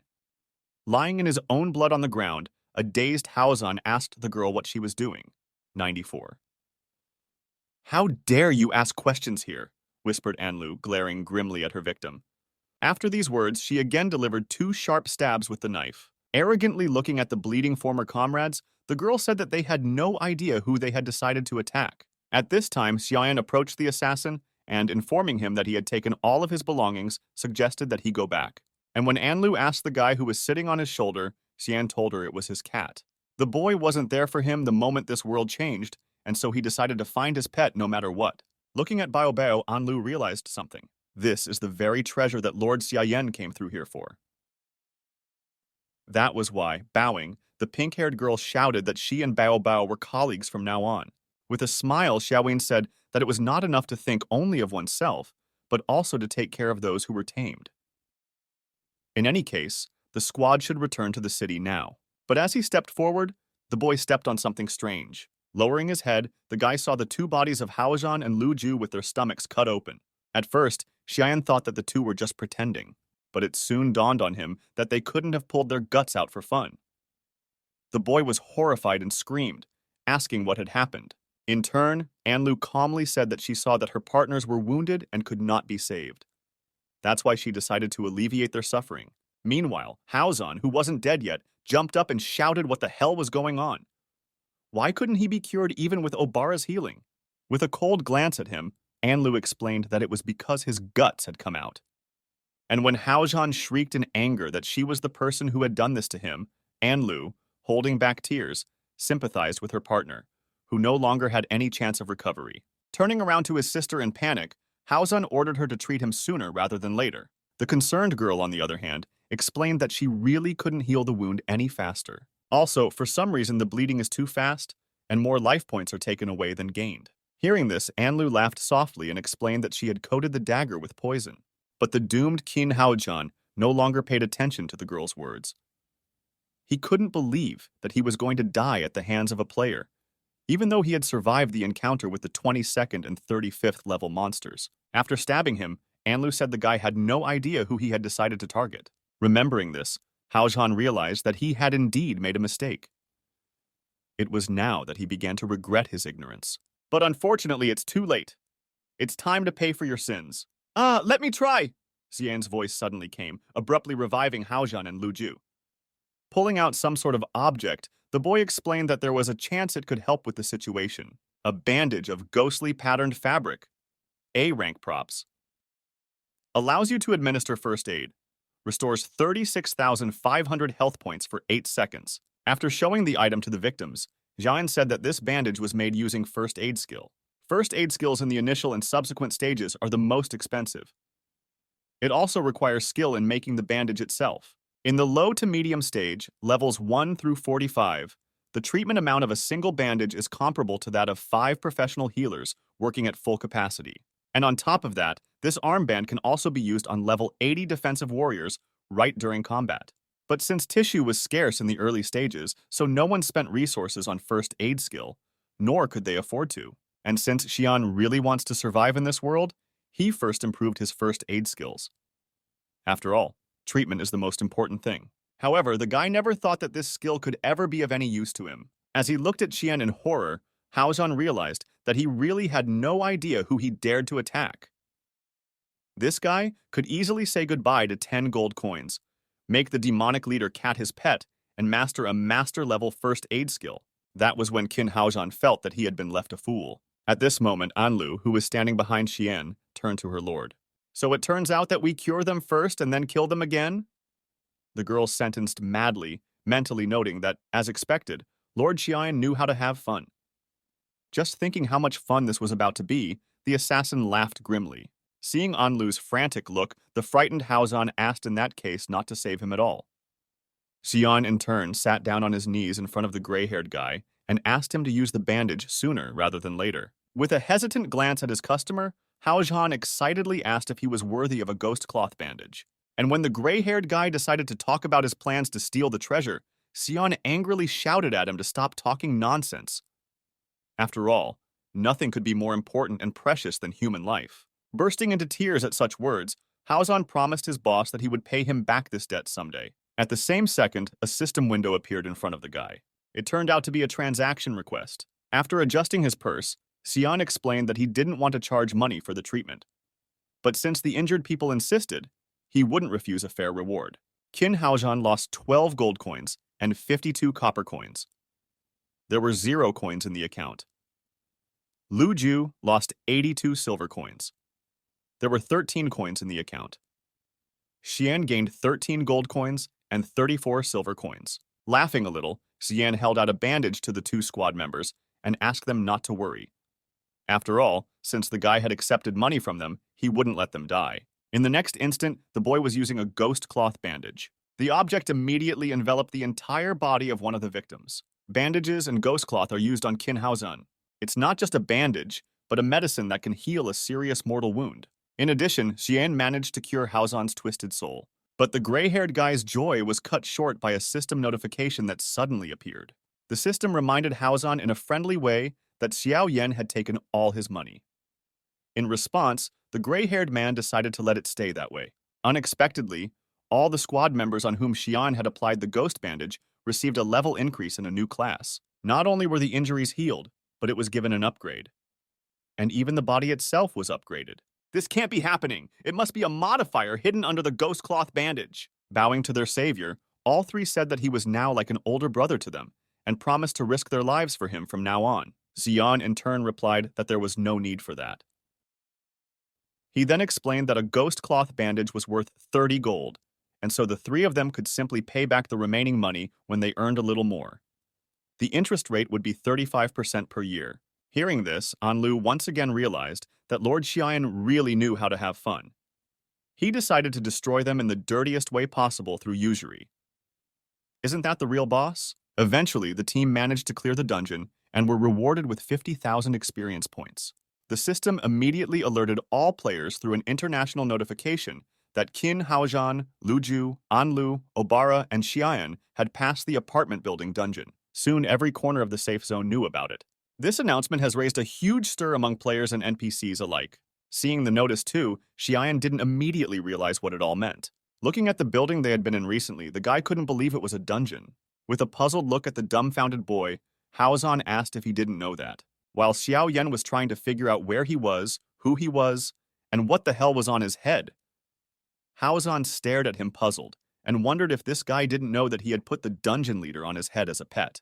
Meanwhile, Roland Lee sat in his office with a cup of coffee in his hand and read a recent international notice. Continuing to sit at his desks, the man reread the message over and over. What the? The Demon King cleaned out his own dungeon? After a while, the heroes that the whole world already knew about returned to campus. Of course, the surrounding people immediately recognized the squad that had cleared the dungeon above the 10th level. Walking among the team members, Xian awkwardly tried to explain to people that he was just a customer and had nothing to do with this. Suddenly, the crowd of gawkers recognized Qin Haozhan among the heroes. After all, this is the same professional player who once led the way in MMORPG games. No wonder he was among the heroes who cleared such a high-level dungeon. Then, people noticed that Haozhan had developed the status of an extremely strong man. They began to admire the gray-haired guy, saying that he was worthy of it. Hearing such whispers about himself, a satisfied Haozhan clarified to the surrounding crowd that it was far from his fault that the squad had managed to clear the dungeon. Pointing his finger at the boy standing next to him, Qin Haozhan explained that the team was only able to achieve such successes because of their big brother. Congratulations! Suddenly, a familiar voice came from somewhere in the crowd. This shout greatly surprised all the members of the squad. They could not immediately recognize who it was. Turning their heads, they saw the crowd of players part, and a blonde-haired man appeared before their gaze. Those men turned out to be Roland Lee trying to catch his breath. Amazing! He's saved the world again! However, the most important thing for Roland right now is to keep his mouth shut. We can't reveal the identity of the Demon King. Coughing, the man regained his breath and made the appearance of a confident man. As he approached the heroes, Roland remarked that not many people could do such a thing. On behalf of the Celestial City, he expressed his thanks and congratulations to all the team members. Immediately after these words, the man swung the whip. After tying up everyone except Xiao Yin, Roland invited the four warriors to come with him and receive the medal in person. When the crowd saw this, they began to wonder why he had only taken 4. After thinking about it for a moment, Xian realized that he had not been chosen as he was just a customer. Either way, the kid didn't care much. After moving a safe distance away from the Demon King, Roland Lee grabbed the squad leader and punched the stone wall with his fist. "You talk too much? Haven't you ever seen death?" the man said angrily as he looked at Haozhan. Frightenedly looking at Roland, the uncomprehending Qin Haozhan couldn't believe that the hope of mankind had such a formidable character. With a glance at the rest of the squad, Roland Lee explained to them that their customer had a very complicated personality. Luju looked at the man with a puzzled look and asked what he meant. And when Roland asked her if she knew why Xiaowin didn't tell her about his rank in class, she said that maybe he just wanted to hide it. "No, that's because he doesn't have it," Roland Lee explained, giving the woman a serious look. After saying that, the man added that Xian wasn't a player at all, thus greatly surprising the team members. Looking dumbfounded at the hope of humanity, Haozhan asked what this meant. At the same moment, Anlu standing nearby explained that Xian was actually a devil. When she heard this, All her teammates looked at her in surprise, asking what she was talking about. Then, smiling madly, Anlu remarked that with such incredible strength, this guy must be a high-level demon. Roland was greatly surprised by this train of thought. He hadn't expected this silent girl to be so smart. With a sigh of relief, the man agreed with Anlu that it was a correct guess. However, Xian is many times scarier and more dangerous than normal cases. His true identity is actually the Demon King. Almost everyone in the squad couldn't believe what they were hearing, and only Anlu smiled contentedly, noting that it was even better than she had expected. Roland Lee, in turn, added that the Demon King had disguised himself so well as a rookie that he himself had begun to think like a buggy rookie. To stop the most unfavorable outcome of events, Roland Lee is going to start controlling his moves. For if the Demon King is forced to expose himself, it will cause great destruction. The four of you are top rankers, just like I am the hope of the entire human race, Roland Lee suddenly said as he looked at Qin Haozhan. After saying that, he extended his hand to the gray-haired guy and offered his cooperation. The squad's task will be to find an opportunity to kill the Demon King. Of course, as someone who definitely believes that humanity will win, Haozhan immediately agreed and shook Roland's hand. After receiving the answer he expected, Roland Lee turned around and headed for the exit of the alley. And before he left, the man turned to the squad of heroes and said that together they would surely get justice and save the world. After saying that, he just ran away. Looking at Roland after him, Luju said that she had heard that the combat power of this NPC was incomparable. Then, looking at the squad captain, the woman wondered if he really wanted to cooperate with Roland and go against Qian. Turning back to his partner, Haozhan smiled slyly and replied that he didn't even have such a thing in his mind. He had just fooled this brainless NPC. As a professional, Qin Haozhan can clearly see what is happening. No one in the world can match Xiuan's power, so there is no point in risking his life and becoming an enemy to such a monster. Besides, Lu Ju, as the person who betrayed Haozhan at the most dangerous moment, shouldn't be pointing him to the righteous path. Lu Ju nodded in response, reminding her that the squad's main goal was to win. Looking at the remaining partners, Haozhan asked what they thought about it. With a disdainful glance at him, Anlu agreed to stay on the crew since the captain had decided to continue being a lapdog for Lord Xian. Such words struck Hao Zheng to the heart. How could the same girl who had been so submissive and malleable not long ago now use such words? Angry, Hao Zheng warned Anla that the next time she attacked his comrade, he would fight back properly. Meanwhile, with an uncertain look away, Obara said she wished she could object. But not wanting to listen to her, Haozhan was happy that everything had been decided unanimously. The four of them will become the villains. It is from this point on that a team of humans joins the side of the Demon King for the first time.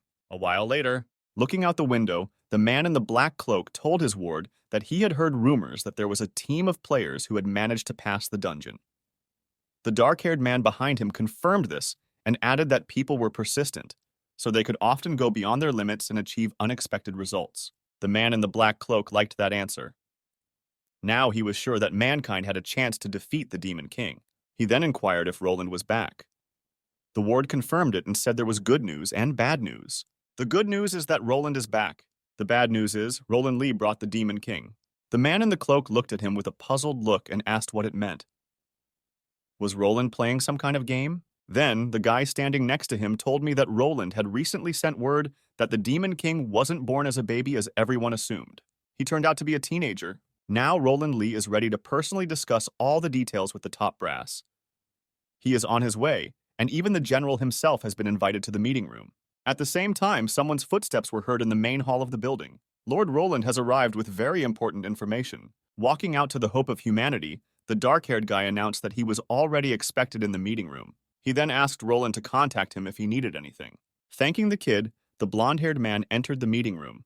"You came, Roland," came the voice of a member of the upper management. The same man then offered to discuss what had happened and asked Roland what had happened to the Demon King. The blonde-haired man in turn explained that the situation had taken a turn that was not at all expected. The Demon King was able to twist the Bertha steel into the shape of a heart without using his hands. Even the system artifacts couldn't hold him back. This greatly puzzled all the members of the leadership, and they asked Roland why the Demon King didn't completely destroy him. And if he just wanted to show people how strong he was, what was the purpose of it?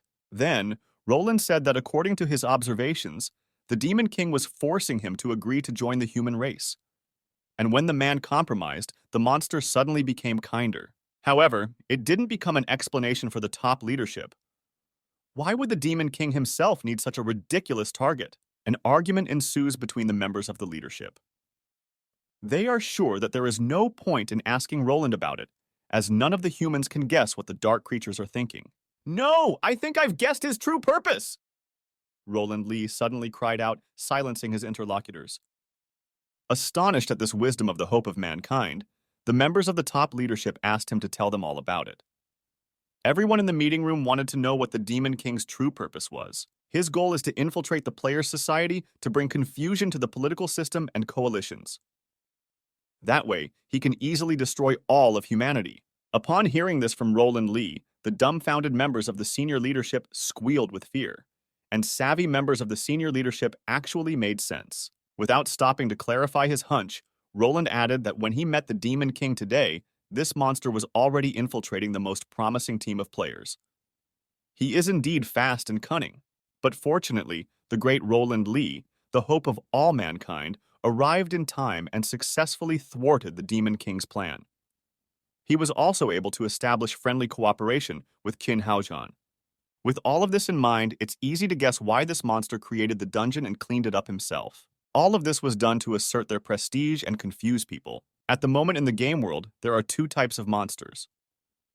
The first type is subordinate to the highest evil. Under the rule of demons, they are animals and plants mutated on Earth. For example, mutant rats from the dungeon. The second type, the same as everyone else in the meeting room of Earth's doomsayers, are demons. They are subject to the Demon King and are the main enemies of this world. The Demon King controls all demons and intends to destroy the world. Under the patronage of the hero, he is defeated by the players of the Earth. This is the main plot of the game Rock of Earth. The power of demons is incomparable to that of mutated animals, and only the most elite of them can call themselves a leader. The last dungeon boss was a kind of leader. The dungeon was a fortress founded by the Demon King's army on Earth. To achieve his goal, the Demon King even unleashed one of his villainous creations. His evil knows no bounds, and while all the members of the upper management were indignant about it, a thin voice was heard from the lower left corner of the meeting room, asking if there was a possibility that the Demon King had really lost his memory or, moreover, was not even aware of his true nature. Hearing this, everyone in the meeting room stared at their squeaky colleague. Of course, the members of the upper management immediately shouted that it was absolutely impossible. It couldn't be that the broken Burt Steel Tower, luring the best team of players, and clearing their own dungeon were all coincidences. Listening to them talk, Roland Lee only chuckled. After that, he gloomily explained to his colleagues that they didn't have time to fight the Demon King right now. The only thing left to do is to wait for all the Earth's fate-bearers to arrive on Earth and for the other players to level up. Only then will humanity have the opportunity to kill this monster. Until then, Roland himself will be responsible for keeping it at bay. It's the only way out. Roland is the only hope. He has a duty to protect the future of all mankind from the coming danger. A few hours later, walking into his room after a hard day, Xian immediately laid down on the soft bed. Taking a stack of money out of his pocket, the guy remarked that it was ironic that the world's currency had turned into common waste paper. In this dangerous game world, a safe zone is the rarest resource. Xian was wise to buy cheap housing. He bought a luxurious administrative building in the center of the safe zone for only 680 gold coins. And on top of the fact that the boy still had as much as 23 silver coins left in his account, he was able to guarantee his own safety. However, Xian is not going to just sit back, do nothing, and wait for housing prices to rise. The guy really wants to get involved in the game, but being a player with no fighting ability, he needs to find a way to make even more money. The boy's inventory is filled with fried chicken, figurines, ghostly bandages, and a Belial egg. In that case, Xian has several options. He can use his production skills to help others and take commissions from them. He can also collect various items and sell them. In addition, the guy can exchange the resources he already has for money. After thinking it over, Xian realized that he only had one viable option left. He can just sell the egg to Belial. Just recently, the boy had already sold the horns and clothes of a slain demon for a good price. There's no telling how much he'll be able to get for this thing, but the amount of money is sure to be a lot of money. Suddenly, while walking with the Belial egg in his hands, Xian accidentally tripped. The rare item immediately flew out of his hands. The egg landed on the ground and cracked right in front of the startled guy's eyes. Seeing this, The petrified Xian realized that this item could now drop in value greatly. Trying to remedy the situation, the boy wrapped Belial's cracked egg in a ghostly bandage. Asking the egg not to crack until morning, the boy promised to sell it tomorrow at dawn. Leaving the item on the table, Xian decided to order food, take a shower, and go to bed soon. Soon the door slammed shut and Bao Bao was alone with the cracked egg. After a while, Belial's egg began to move strangely. The cracks separated and the object disappeared immediately. At that second, a silhouette appeared in the same spot. A small woman wrapped in a ghostly bandage landed softly on the table. It turned out to be the great Belial, one of the 7 celestial demon generals reborn under the patronage of the Demon King. She never expected to show up here. But it doesn't matter, because the Demon King will destroy the world, because that's what it was meant to be. The Demon King only had to wait a little longer, and then Belial would surely find him. At that moment, having stopped talking gloating to herself, the demon heard strange sounds nearby. Turning her head, she saw a huge cat in front of her, staring at her predatorily. Such an eerie sight drove Belial into a stupor. However, unexpectedly, the demon recognized Bao Bao. With a surprised look at him, Belial wondered why he was the one here. Glancing suspiciously at the woman, the cat wondered if she knew him. Withdrawing her gaze, Belial explained that she had seen Bao Bao in her dream. Time slowed down and she was immersed in the void. Belial had a dream in which there was a being who showed her a prophecy. The prophecy said that when the 2 worlds merged, the devil would bring his army and destroy all of humanity. In that dream, Bao Bao was the devil's closest friend. The Demon King himself was there, having power over all monsters, great and terrible. After listening to Belial, Bao Bao said that everything was clear to him now. The woman, in turn, did not stop talking, and told the cat that the creature had told her the place where the Demon King himself would be born. Belial woke up and went in search of him to greet him. But in those days, she was sought by the Celestial City and pursued by Roland Lee himself. Despite this, Belial was persistent and even ate rotten apples to stay alive. And she certainly didn't expect Roland to ambush her in the very place where the Demon King himself was supposed to have been born. That's why she and Bao Bao have to hurry and find the Demon King as soon as possible. Suddenly, the cat sitting opposite calmed Belial down with the words that it was no longer necessary. The Demon King is not first level and he's not a little kid. He won't need the protection of his subordinates. In fact, he's so independent that he doesn't even need a maid. That's amazing. In addition, there is something that no one expected. The Demon King's current level is at least 4 digits. Hearing this, Belial was horrified at the power of her master. Licking his fur, Bao Bao added that he didn't know exactly what numbers were there, as the symbols were all distorted. Looking at the cat in surprise, Belial decided to wonder what level he was then. With a glance at the demoness, Bao Bao revealed that his level was just a disguise right now. The Demon King himself had formed a bond with him, and so the level ceased to mean anything to the cat. The dumbfounded Belial could not immediately believe what she heard. Since Bao Bao had managed to establish a connection with the Demon King, it meant that he could directly use the power of the Lord. Then the cat revealed that when the Demon King found him, he was only level 35. Xian now feeds her cat with her own hand-cooked food as before. By the way, Bao Bao and the Demon King have been together day and night for many years. Their emotional bond is naturally very strong, and that's why Bao Bao decided to take advantage of it. After hearing all of this, Belial also decided to work hard by all means to establish a strong emotional bond with the Demon King. Bao Bao in turn interrupted her, saying that he had something else he had forgotten to tell her. The owner has joined a group of people and now he and his cat are working undercover. Of course, Belial immediately figured out her lord's intentions. He is going to infiltrate human society and destroy their political system, and that way he can completely defeat the human race without any effort. Continuing to lick himself, Bao Bao asked his partner to calm down and explained that their lord's goal was not just to destroy the political system. But Belial was no longer listening to him. She realized that the Demon King's action was worthy of his title. He has the ability to destroy the entire world in one blow. His combat power could be comparable to an atomic bomb, but he chose to slowly enjoy the process. His philosophy of life is so elegant.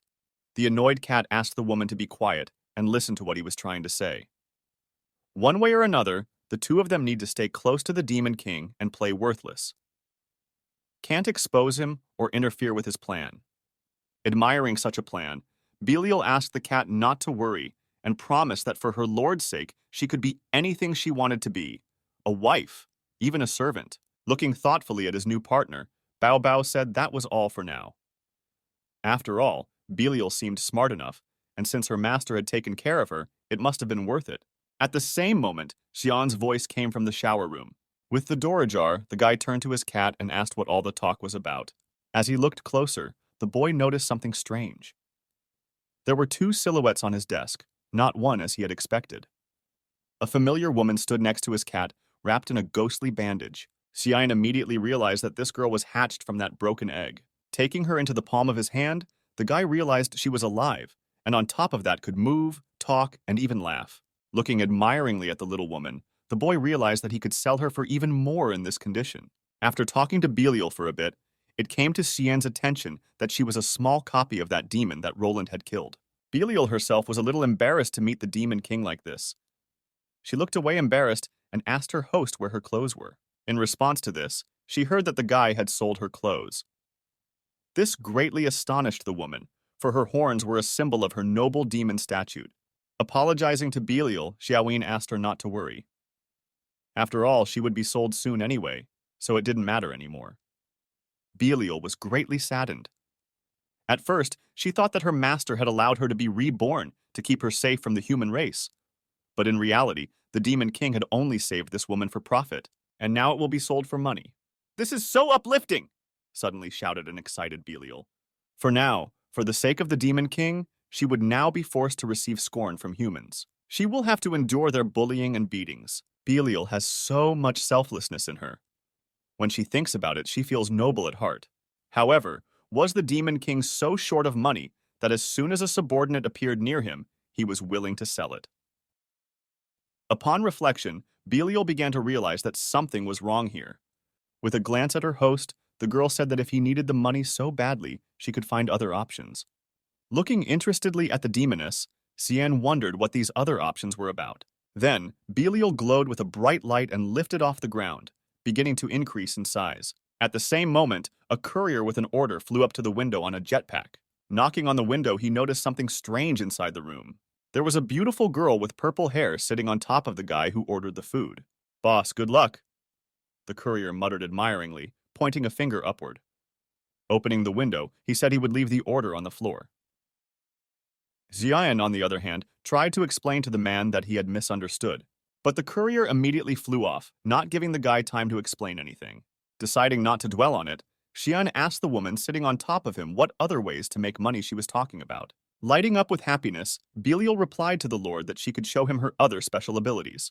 Looking at her perplexed, Xian asked what kind of ability it was. Puzzled, Belial asked her host to wait a bit and promised to show her now. In the same second, she groaned as she continued to sit on the Demon King.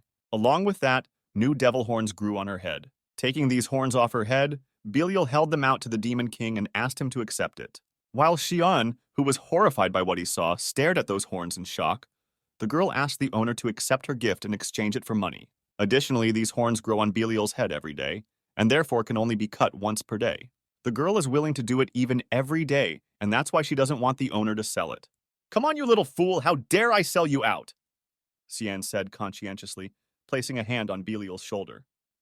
Thus, thanks to Xian's conscience suddenly waking up, Belial was able to save herself. However, she sold her soul to the devil, and the transaction amounted to 6 gold coins and 50 silver coins per day. Pet number 1, Bao Bao, eats 1,350 grams of raw meat every day. Consumption, 2 silver coins and 13 copper coins. Pet number 2, Belial, eats 3 fried chickens every day.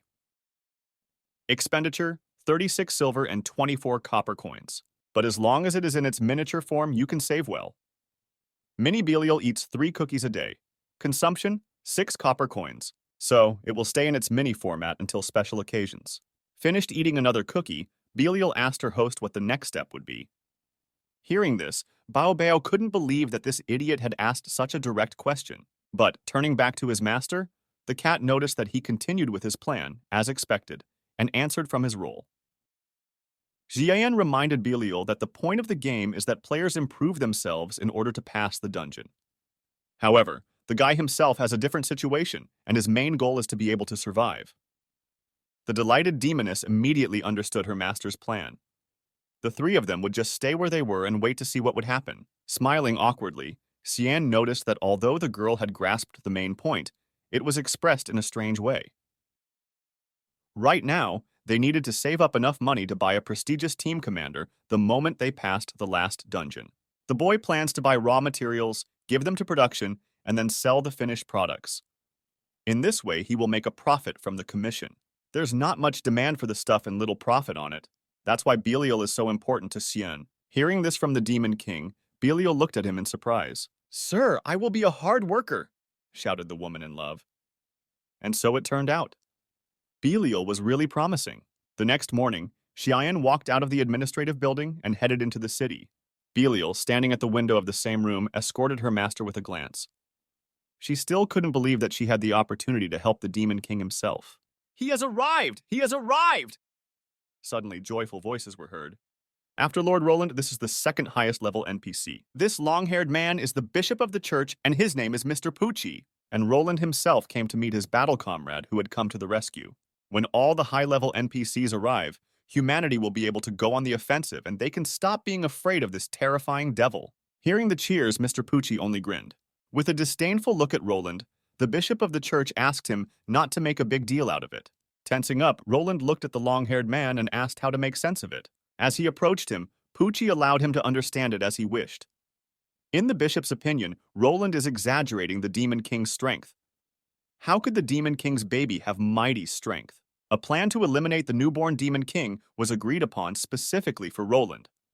The man had to risk everything and single-handedly defeat him. But in the end, the Demon King was strong enough to give Roland a good scare, so he made up such a tale to avoid admitting that the plan failed through his fault. "So, and can it be called the hope of mankind?" Pucci inquired with a smirk. Of course, Roland couldn't reply to this, and only looked at the bishop unhappily. At the same moment, an NPC ran into the church building shouting an alarm. A level 89 monster has appeared in the south. They're called dragons, but in reality, they're just mutated lizards. About 8 fortresses were destroyed and over 4,000 players and 89 NPCs were killed. HQ is calling in the best of the best. Roland immediately reacted and snapped out of his seat. Heading toward the exit of the church, the blonde-haired man asked Pucci to wait for him here. Looking back at him, Roland promised to prove to the bishop that he was foolish and arrogant. As the hope of humanity sat down behind his motorcycle, a dark-haired guy who approached him asked him to be careful. With a glance at his subordinate, Roland decided to leave the task of watching the Demon King to him while the man himself dealt with the problem. After glancing at his boss, the NPC clarified if he really needed to go after the Demon King. Then an irritated Roland yelled at the boy, asking if he knew how powerful the Demon King was. Mankind must know his every move. That's why a guy just needs to go to this monster and question him about everything. And while the subordinate was indignant, asking why on earth the Demon King would tell him anything, Roland held out some kind of red bag to him. Admiring the package in his hands, the NPC asked his superior if it was a gift. Roland in turn explained that inside was the greatest family heirloom, the dragon claw of the Mayan saints. And when the dark-haired boy tried to object, the confident Roland asked him not to worry, explaining that he had received his father's consent. However, the NPC replied that it wasn't about consent at all. It's such a precious thing, and it's only given so easily on special occasions. To reassure his subordinate, Roland put a hand on his shoulder. The man smiled and told the boy that he would definitely succeed. When these monsters see the effort and dedication of humans, they will be touched and will definitely show their appreciation. Hearing this from the hope of humanity, the dark-haired boy almost cried at how much modesty he appeared to have in him. After all this, Roland asked the boy to try to thwart the Demon King if he was up to something. And while Pucci, standing on the balcony, watched them, Roland gave a few more admonitions to his subordinate. Looking disdainfully at the blonde-haired man, the bishop of the church remarked that it was very sad that the hope of mankind had become another mediocrity, like a character in a shoddy comic book. Waving his hand to the departing supervisor, the dark-haired guy promised to get things done. He was determined by all means to fulfill Roland Lee's errand properly. At that moment, his colleague approached the NPC and asked if he had decided to leave right away. In response, the guy confirmed it and explained that he had a very important assignment. "Wait a minute." A familiar voice suddenly sounded, stopping the dark-haired boy. Bishop Pucci jumped off the balcony straight to his subordinate. Landing next to him, the bishop told the boy that he would go with him. The thing is, Pucci wants to see with his own eyes just how powerful this invincible Demon King is. Soon the two men were outside the city's administration building. Slyly looking at the fence in front of him, Poochie realized that the Demon King had taken a room in the administration building as a shelter. After pondering this, the bishop examined the entire fence lengthwise. He noticed that the fence enclosed the building in a fairly large area, giving relative safety to the people in the safe zone. In addition, there was a huge garden around it, also separating the monster's dwelling from the main clusters of players. Looking at his subordinate, Poochie praised him for such foresight. It was quite clever to let the Demon King buy a small room in the center of the fenced area, separating him with a huge fence from the other people. However, the NPC corrected the bishop of the church, explaining that this entire building was bought out by the Demon King. With his finger pointing at the building, Poochie decided to clarify if he had heard it. But to his dismay, the dark-haired guy added that the Demon King had also bought out the entire garden around the building grounds. The shocked bishop immediately wondered what was the point of buying a house in the center of a safe zone. Did the money from the sale of the legendary equipment in the store really have enough money to buy an administrative building? But that shouldn't be the case. This guy only made 680 gold coins, because Belial is the penultimate boss in the final dungeon. The gear that drops from her will theoretically not be used by players in the future, as the game will already be over. By the time players kill Belial, the 680 gold coins they will get from stealing her gear will no longer be such a large sum.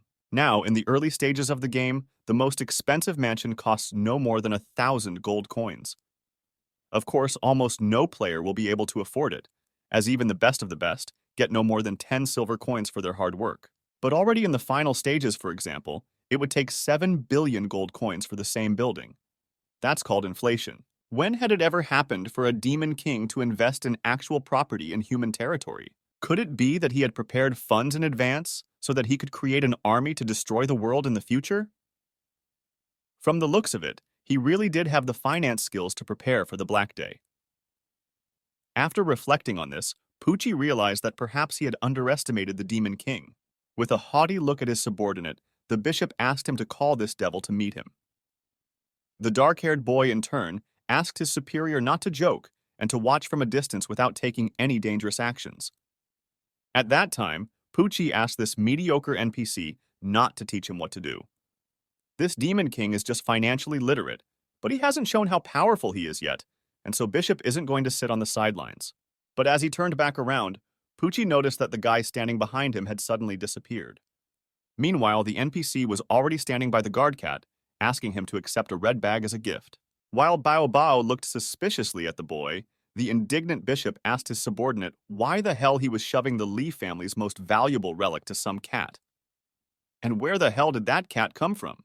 Without listening to his superior, the dark-haired fellow explained to Bao Bao that Roland himself had asked him to bring the package to him.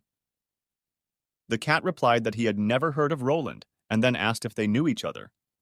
Watching all of this, Poochie realized that Roland must have just been zabagging.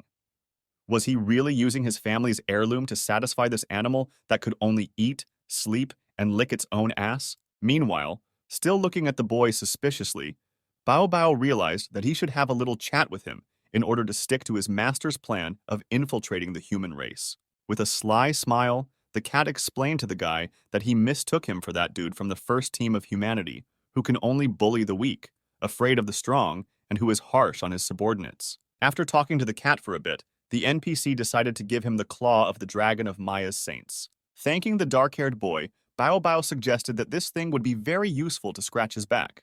Looking shocked at the cat, the NPC couldn't believe that the legendary relic would only be used to scratch his back.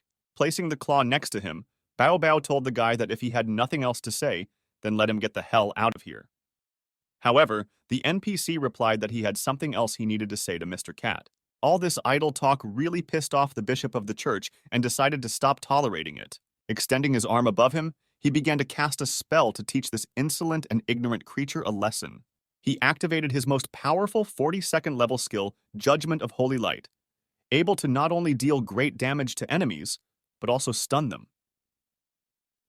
In this way, Poochie wanted to show the cat the power of humanity. Ignoring this, Bao Bao stood up on his hind legs. He promised the boy to discuss anything that interested him a little later. Hearing this, the dark-haired guy said he would wait, and the bishop didn't realize what was going on. Turning around, The cat explained that he suddenly had some work to do. Also looking around, Poochie noticed behind him a strange silhouette high in the sky. It turned out to be the same dragon. No, wait, that's not a dragon. It's a mutant lizard. But how did she end up here? Wasn't Roland the one who went to stop him? The dragon flies through the sky, and Roland rushes after him on the ground. The dragon continues to fly, and Roland chases after it. Roland gets up on his bike. Roland snatches up his sword and leaps at the dragon. The dragon waved its tail to push Roland away. Roland blocks the blow with his sword, though it wasn't easy. The dragon knocked Roland down. He fell to the ground from the hardest blow. It was very painful. Roland fell into the place. Everything was covered with smoke and dust. That's great. Roland got out of the smoke and lived. Roland continues his pursuit. Roland continues the chase, but the dragon has already flown away. If they meet next time, Roland is sure to defeat it. The little bastard realized he had defeated Roland and flew straight to safety. The dragon is not interested in strong, it only likes hard food. Looking fearfully at the approaching dragon, the dark-haired boy asked the bishop of the church what they should do. Without taking his eyes off the flying beast, Poochie thought. Even though Roland himself couldn't stop this monster, there was nothing to worry about. It's already a safe zone, and so it's time to see how strong the defenses are. However, turning his head, the bishop of the church noticed that the Burt steel tower looked strange somehow. Seeing the surprised face of his boss, the NPC standing next to him asked if he didn't know about it. In the third chapter, Mr. Roland specifically activated the Tower of Burt Steel against the Demon King, and as a result, it became like this. Beginning to panic, Poochie shouted that there was no time for chatter now. The enemy was closing in. Suddenly, the bishop of the church noticed that the monster had begun to charge the attack. In the same second, the dragon struck a crushing beam of energy at the safe zone.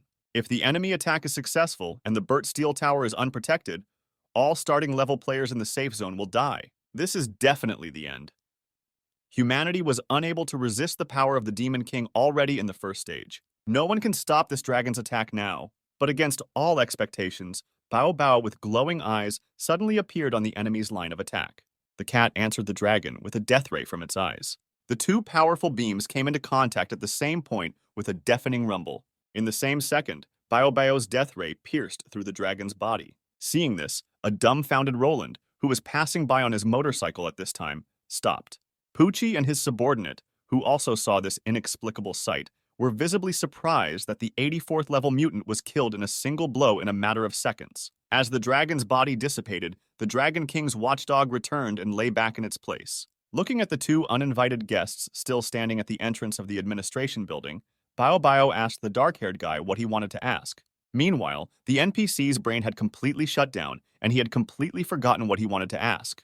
Poochie, in turn, couldn't believe that this dragon's attacks were unsuccessful. No doubt the Lord still protects his children. Upon realizing this, the bishop immediately ran up to Mr. Cat and asked him to accept the cross that had been passed down in the Poochie family for generations. The bishop of the church then gave Bao Bao his ancestral real estate certificate. He also gave his retirement savings to the cat. Noticing this, the shocked NPC standing behind him realized that this Poochie could suck up even better than him. Gesturing a hint to his subordinate, the bishop asked him not to stand idly by and to question this cat more quickly about what he was interested in. The dark-haired guy also gestured to thank his superior for his understanding and help, gesturing that Mr. Roland would be pleased. After taking the offerings, Bao Bao asked the boy what he wanted to know. But before he did, the cat reminded him that he was only a watchman and might not know everything. As he got closer, the NPC said that he just wanted to ask if the people living in this building had plans to massacre the safe zone, or destroy the world, or if there was some other plan that would make people desperate to defend themselves. Then the boy explained that it would be good if people could prepare themselves morally. The bishop, who was standing next to him, was in agreement with his subordinate. But when Poochie realized what this NPC had just said, he was so freaking out. Meanwhile, Bao Bao replied that there was no plan and the Demon King needed money soon. The cat then clarified if there were any more questions, to which the satisfied dark-haired guy replied that was all he wanted to know. "Then you are free to go," Bao Bao said, allowing the boy to leave. Looking after his satisfied subordinate, Bishop Poochie could not believe that he had given up his holy cross, his home in the heavenly city, and his entire pension for this matter. But here was an NPC not bothered by this at all. The mission had been accomplished. At least one could not worry that the world would soon be destroyed. A few hours later, Xian returned to his home, contentedly holding a gold coin in his hand. At the entrance, he spotted Bao Bao wagging his tail merrily. Walking up to the cat, the guy wondered what he was lying there for. When the boy opened the gate, Bao Bao jumped off the fence and lay on his shoulder. Saying that he missed him too, Xian cheerfully walked into his house. Having already entered his room, the guy decided to take a shower. But suddenly he noticed a surprise lying nearby, prepared by a cat. "Well, how many times have I told you already?"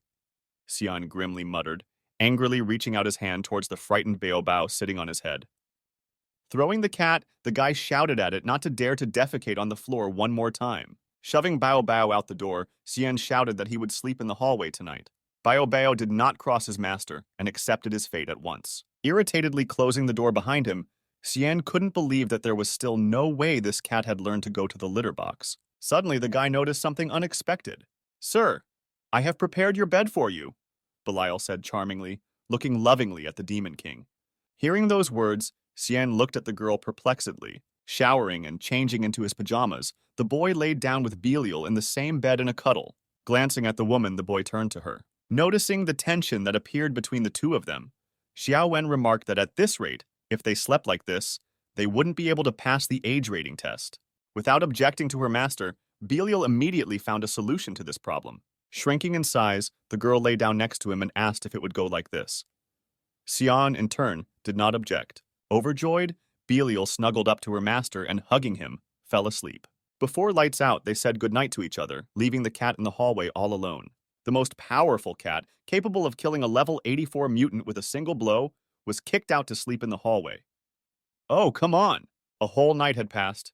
It's dawn. Bao Bao, still lying in the hallway, dried up from all the tears he had shed all night. Meanwhile, Xian had already managed to wake up. Rising from the bed, the boy noticed that Belial was still asleep. Looking closer, the embarrassed boy noticed that this woman was very beautiful. Suddenly, Xian noticed some kind of book under his pillow. Taking it in his hands, the boy realized it was a diary. Interestedly opening this book, Xian was surprised that in this game, even small pets could keep a diary.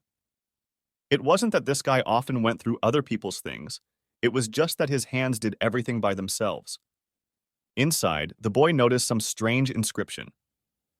"Demon King, there are so many things I can't tell you directly, but Belial is willing to do anything for you. I hope you understand what I mean. I love you. I love you. I love you. I love you. I love you. I love you." Turning the page, Xian realized that this girl was apparently very much in love with this Demon King. However, on the next page, the guy saw something that YouTube wouldn't let go any further. In short, there Belial described how she did all sorts of horrors with Roland, up to tearing off his pencil. From what he saw, Xian was literally dumbfounded. No longer commenting on it, the boy just silently flipped to the next page. No comment. Closing the journal, the boy silently returned it to its place. Bummed, Xian remembered that this girl was a fiend. It was very risky. Determined not to be alone with this woman, the guy hurriedly left the room. Belial, who had been eavesdropping all this time, was finally able to open her eyes. She was so shy, so she had put the diary there for the Demon King to see. This woman put all her love, courage, and determination into the diary, which cannot be expressed directly. This is true happiness. That night of the same day, Xian shoved Belial out the door to sleep in the hallway. The guy himself stayed in his room to sleep with his favorite cat. One of the 7 heavenly demon generals got kicked out to sleep in the hallway. Oh, come on. Pet the cat.